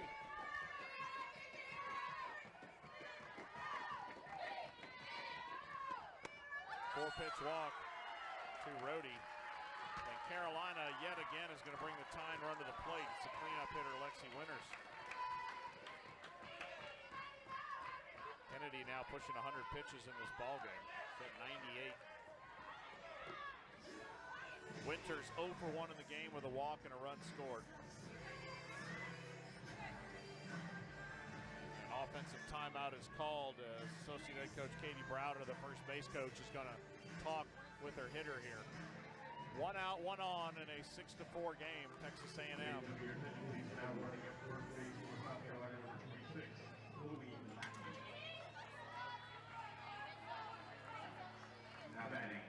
Aggies took that lead in the second, and they keep having to fight off South Carolina.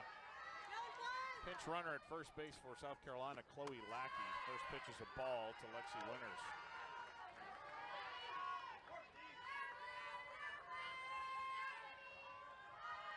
Top of the 5th inning here. Pitch just high. Don't get the call there. It's above the belt, below the letters, but it's called the ball. 2-0 the count to Winters. Runner at first, 1 out. That's a strike. That was off the plate. And I don't blame the Carolina fans for that. We missed the first one, or the last one. Missed that one, but evened it out, I guess. 2-1 the count. High, 3-1. Kennedy trying to paint that outside corner, missed it. Hitters count here for Lexi Winters.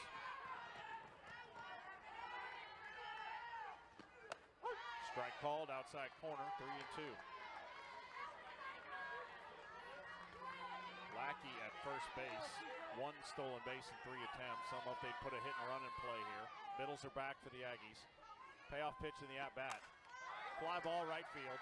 Kelsey Mathis moving into the gap. She's got it. And makes the catch for out number 2.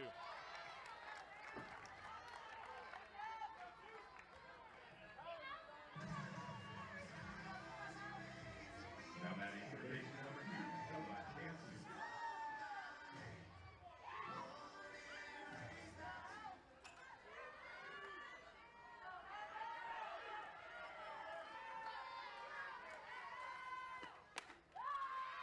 Ball 1 to Ella Chansey, who's 0 for 1 in the game with a walk and a run scored.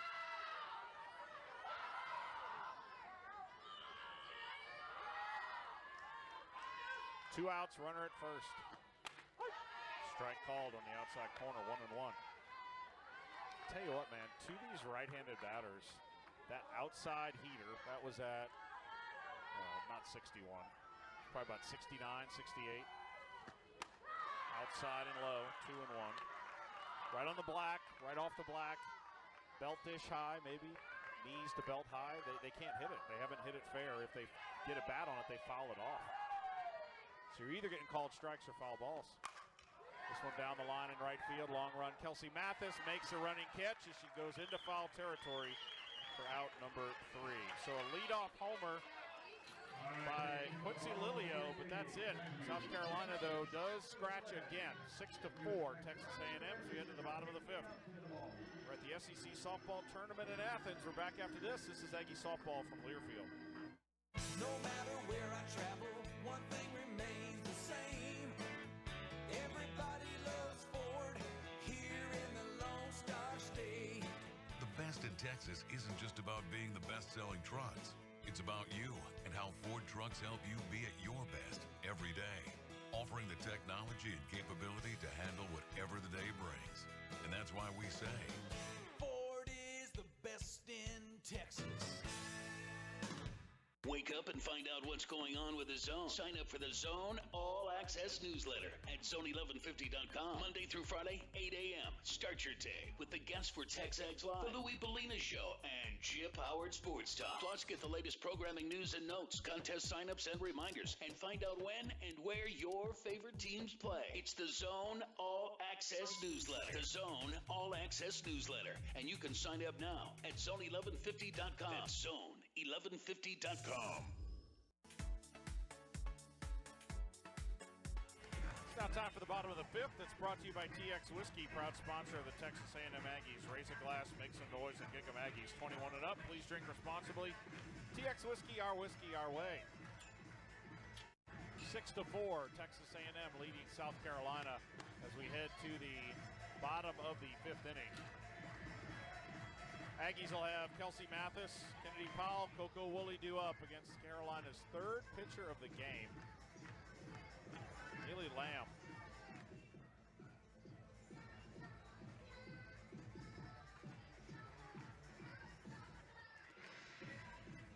Sam Gress, the starter, went an inning and 2/3, 5 hits, 4 runs, gave up 2 homers, 2 walks, and 2 strikeouts. Dory Hurd, 2 innings, 2 hits, 2 runs, 1 earned. Walk, no strikeouts. Now Neely Lamb. Kelsey Mathis 1 for 2 in the game with the single in the 2nd inning. First pitch inside for a ball. And if you weren't with us in that 2nd inning, Kelsey Mathis really kick-started that inning. She was down 0-2 with 2 outs and nobody on in the inning. Worked the count full, got a base hit, and then the next batter, Kennedy Powell, hit a home run. 2 batters later, Maya Perez hit a 2-run homer. Chopped to short, 2-hopper, they back up on it, long throw, not in time, beat it out. Kelsey Mathis. That's going to go down as an infield single, but that's a ball Blankenship needs to charge. So that is I would call it a mental error. She backed up on it towards the lip of the dirt, and the throw is not in time. Kelsey Mathis, a hustle single on the infield. Arcing throw to first, and Kelsey's able to get there. So 2 hits in the game for her. Here's KP, 1 for 3 with that 2-run homer. Slaps it foul, left side. So how about Kelsey Mathis now, if we go back. Now with a 5-game hit streak, including the Tennessee games. So she played in like 1.5 of those. 4 for 5. With 4 runs scored and 2 runs driven in. Change up, tried to bunt it, and it's a strike. She missed it, did KP, and the count's 0-2. KP did not have a great weekend against Tennessee. That's what's awesome about seeing that home run. She was 1 for 12 in that series against Tennessee, but did score 3 runs in the game. 0-2 the count. Swing and a miss on a pitch down and in, and KP is out. 1 down. Powell punches out for the 13th time this season.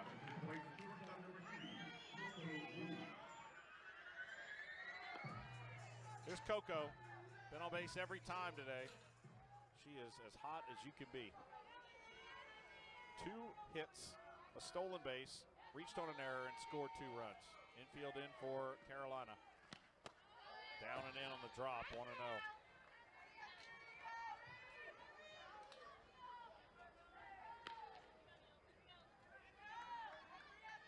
So with 241 now career hits in her career, she is chasing Tori Vidalis, who's in third place all time for the Aggies. There's a big swing and a miss, 1-1.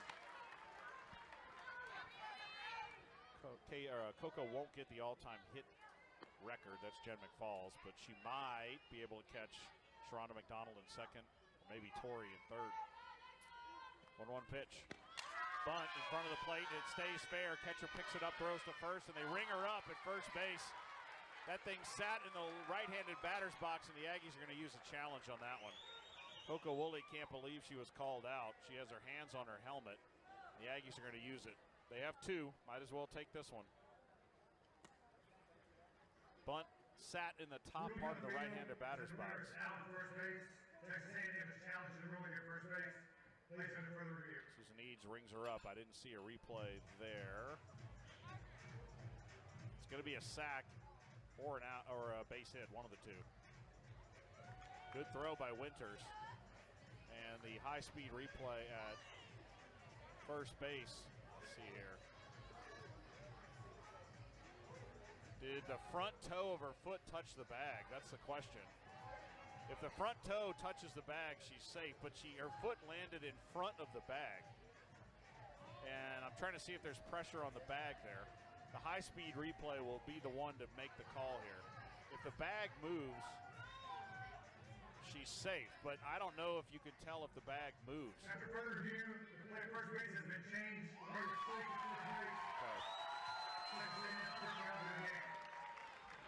Strange way to get to the bag, no question, but it's going to be a bunt single. Her foot landed, like the very tip of her front right foot touched the front part of first base, so that's the part closest to home plate. I've never seen her run that way or one of the Aggies touch the bag that way, but it works. So 2 hits in the inning.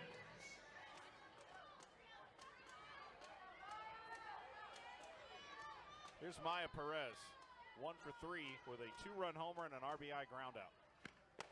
Strike on the inside corner.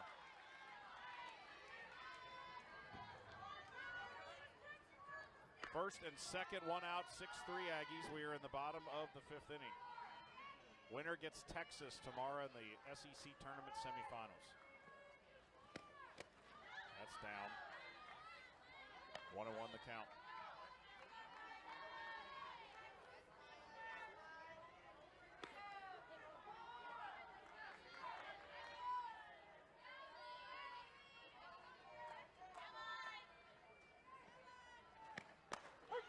Strike on the inside corner to Maya, 1-2. Really busting these left-handed batters for the Aggies down and maybe a bit in. That was right at the knees from Neely Lamb. Maya this season with runners in scoring position, 429 hitter. 2 on, 1 out here in the bottom of the 5th. Bounces in, gets away from the catcher, rolls towards the Aggie dugout. That'll move both runners up. Second and third on the wild pitch from Neely Lamb, our 9th of the season.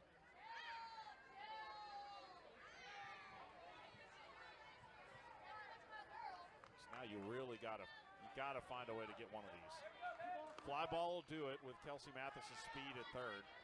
Outfield for Carolina, deep in center, but normal depth, I would say, and normal positioning on the corners. Infield in. 3-2. Maya, little flare, base hit into right center field. That's going to score 2. 2-run single for Maya Perez, who went down and got it. 8-3, Texas A&M. 8-4, excuse me, Texas A&M.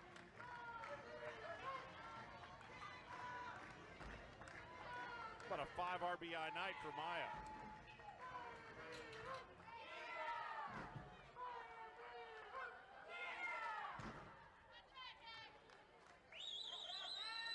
Where do we tell you they were trying to pitch those left-handed batters? Down and in. That was down, inside, and a little bit below the knees, and Maya just gulped it out into right center field.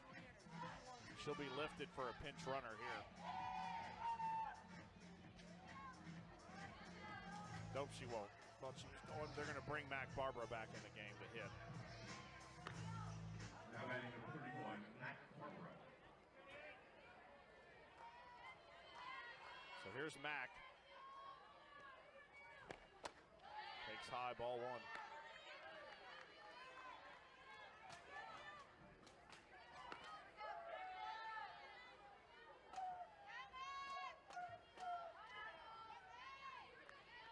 Mack 2 walks and reached on an error today. That's high. So D.D. Baldwin now out of the game for the Aggies. Might see Grayson come back in, or we'll see. Aggies now up to 10 hits in the ball game. Second straight game they've gotten double digits. They had 10 against Tennessee on Saturday. 18th of the season. That's high, 3-0.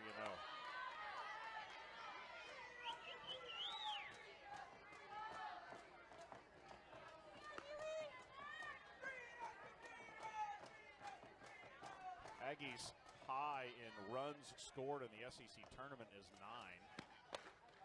And that's outside, and Mack walks for the third time today. One out, first and second. That's going to bring up Amari. Amari is 1 for 2 in the game. Reached on that obstruction call in the fourth. Walked in the first, singled in the second inning. So Maya's at second and Mack is at first. 8-4 Aggies. 1 out.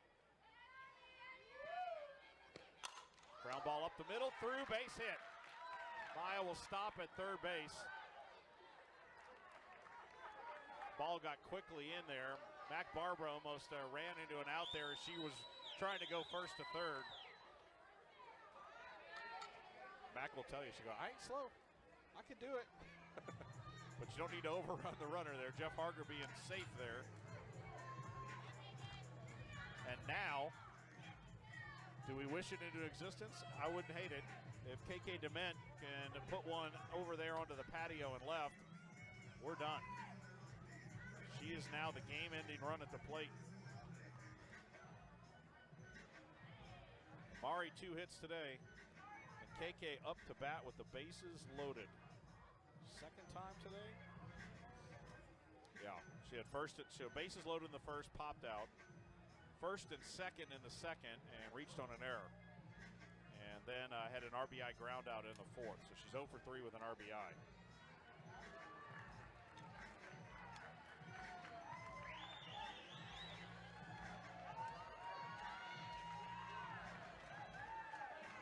So KK Dement has already hit a grand slam in this park. That was back on April the 5th in that doubleheader sweep of the Bulldogs. Infield in for Carolina, 1 out. Maya's at third, Max at second, Amari's at first. Swings, lines it, left center field. That's going all the way to the fence. That's going to clear the bases. Amari rounding third, throw to the plate is cut off. 3-run double for the freshman. 11-4 Aggies.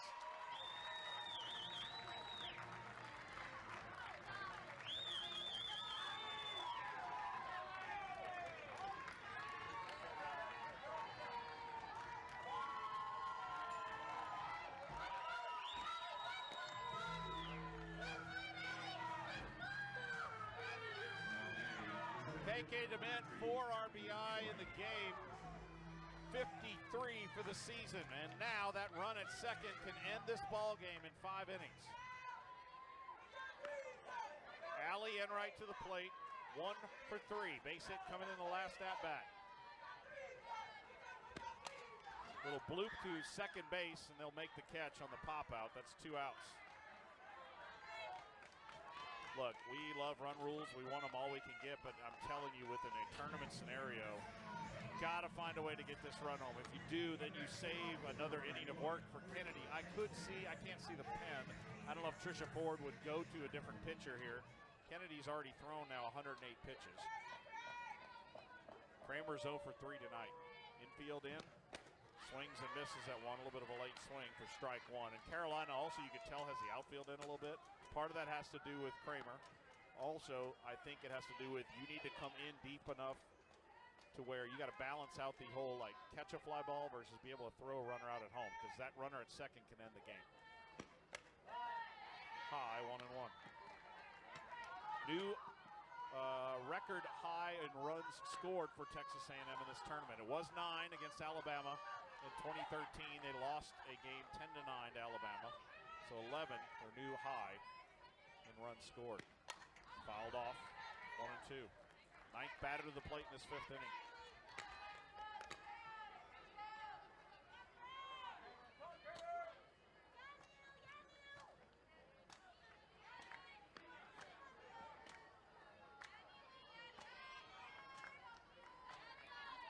For Aggies, 5 runs home here in the fifth.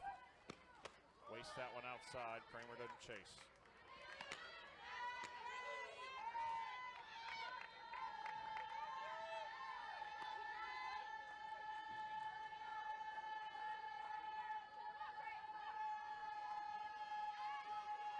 Two and two the count to the senior. Outside, ball 3.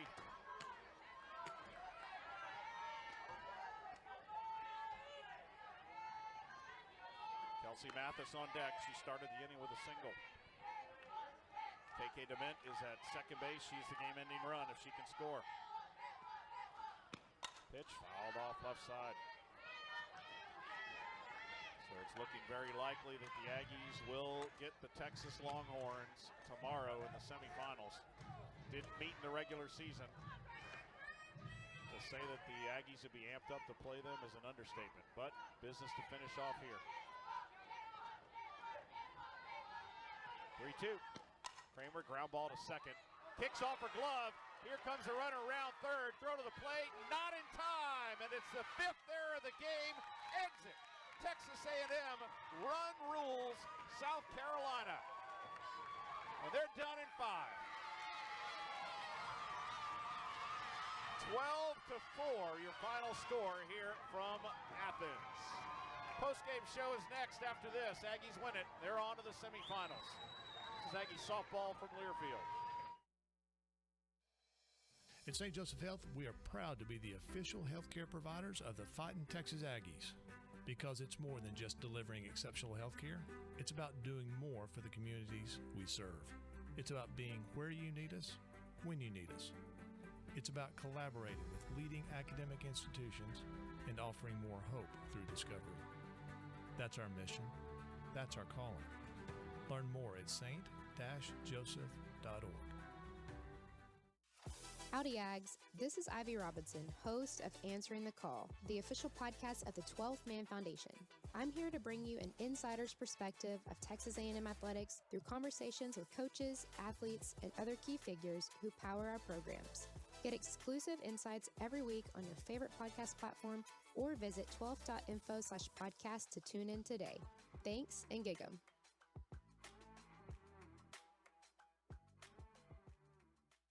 The Father's Day sale is going on now at Cavender's, and your favorite brands are on sale. Save up to $100 on select boots from Justin, Double H, Durango, Nakona, and more.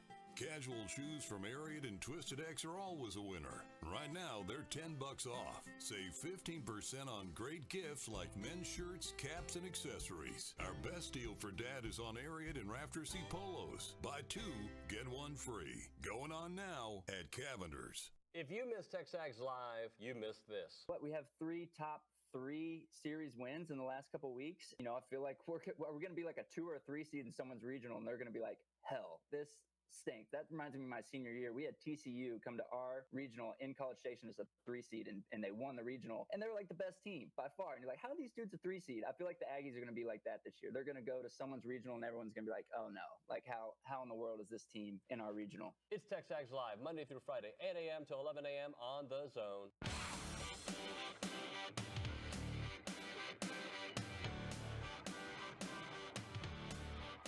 All smiles on the field. You're fighting Texas Aggies. Run rule South Carolina, 12-4 in 5 innings.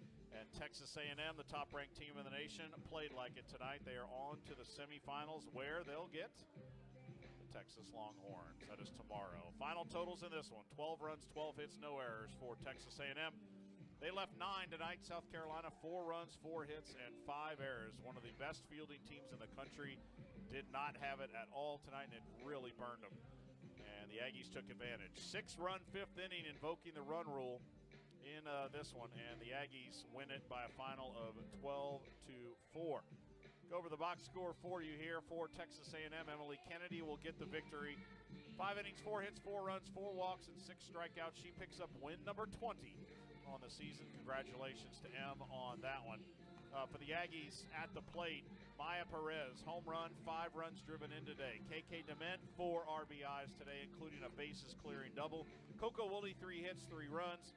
And Kelsey Mathis with 2 hits, 2 runs as well. How about KP with her first home run of the season as she delivered the first 2 runs of this ball game. And the Aggies win it by a final of 12-4.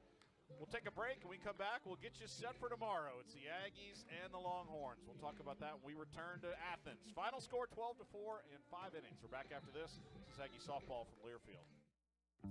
Stay at a new fan favorite, Hotel McCoy, where every room opens to a 2-acre outdoor courtyard, fully stocked bar with handcrafted cocktails, local beer and wine, on-site restaurant, a saltwater pool, pickleball, life-size chess, arcade games, shuffleboard, foosball, and so much more. Before and after the game, come and see why Hotel McCoy has quickly become a top destination to stay and play in the heart of Aggieland, off Highway 6 in South College Station. Use code AggieRadio for a discounted rate at hotelmccoy.com. No one does happy hour like Twin Peaks. Whatever your preference, they have everything from tequila cocktails and an extensive bourbon category to top-shelf spirits and cocktails served over ice balls. Local craft beers and handcrafted whiskey cocktails round out an adventurous drink menu that's second to none. And don't forget about their 29-degree man-sized drafts. No one does happy hour like Twin Peaks, right off Highway 6 in Bryan. Twin Peaks eats, drinks, scenic views. A&M men's tennis coach Steve Denton joined me on the Louis Bellina Show. Probably not many people know this story, but I was down in Corpus Christi at A&M Corpus Christi for a few years, and Bill Byrne was the athletic director. And, of course, I played at Texas, and, you know, there was some question marks about a Longhorn coming to coach at Aggieland in those days. But what I told Bill Byrne at the time was that if he gave me the opportunity to come here, that if Texas were to come calling, that I wouldn't leave. I'd stay here and continue to work with this team. And I didn't make that commitment, you know, to Bill Byrne. I didn't make it to Eric Hyman or Scott or Ross or even Trev. I made that commitment to Texas A&M. And I've looked at this as, you know, God has a little bit of a sense of humor. Listen in weekdays 11 to 2 on the Zone, 1150 AM and 93.7 FM, thanks to CC Electric.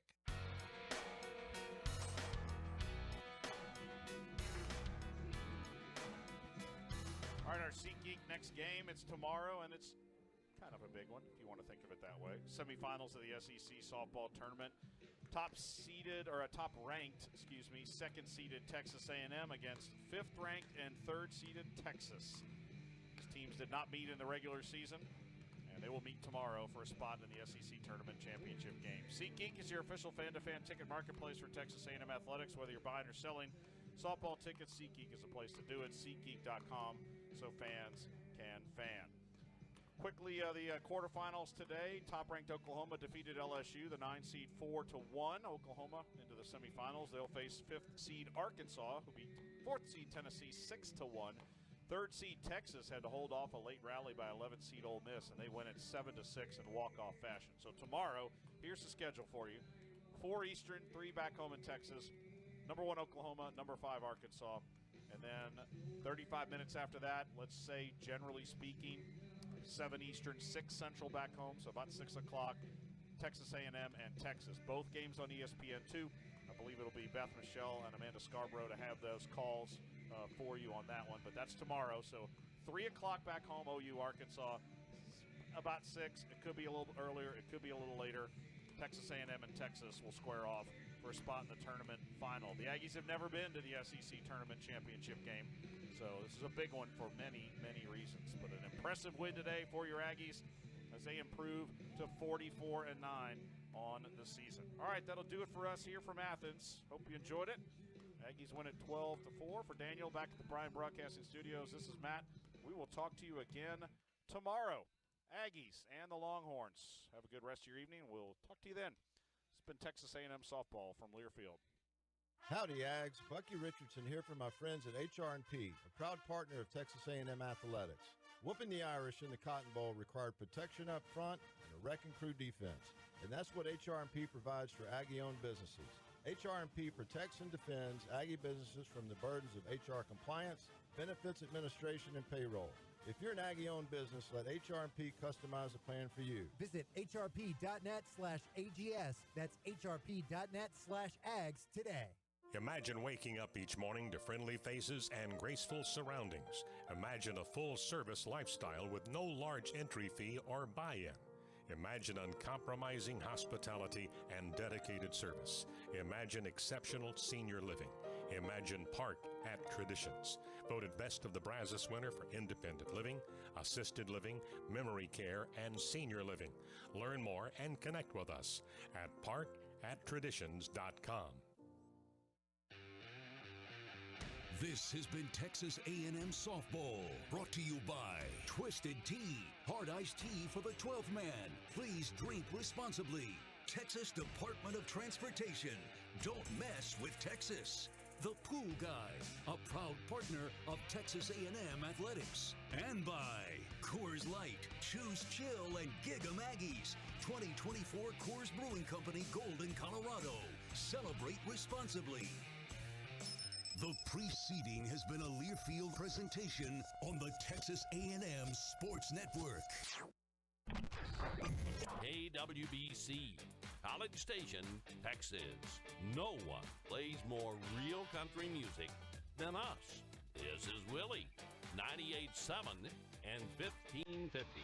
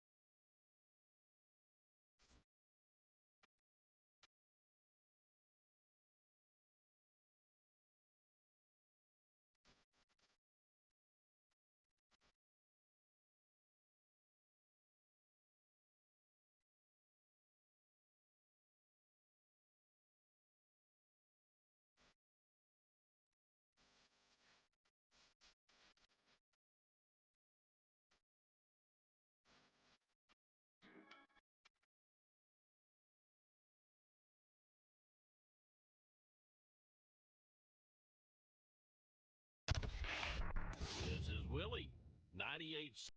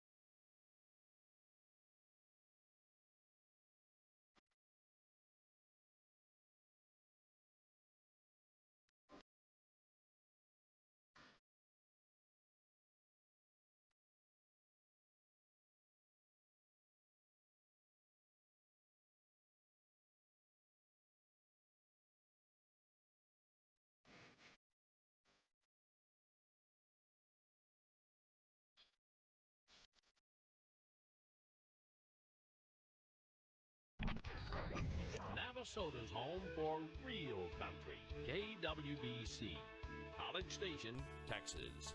Willie, 98.7 and 1550.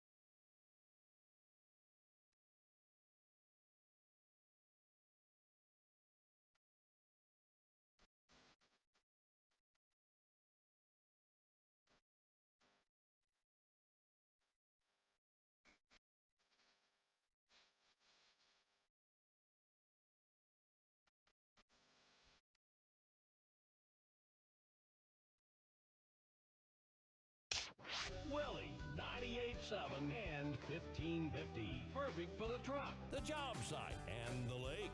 We're owned by Texans, playing the country music Texans love. Willie, 98.7 and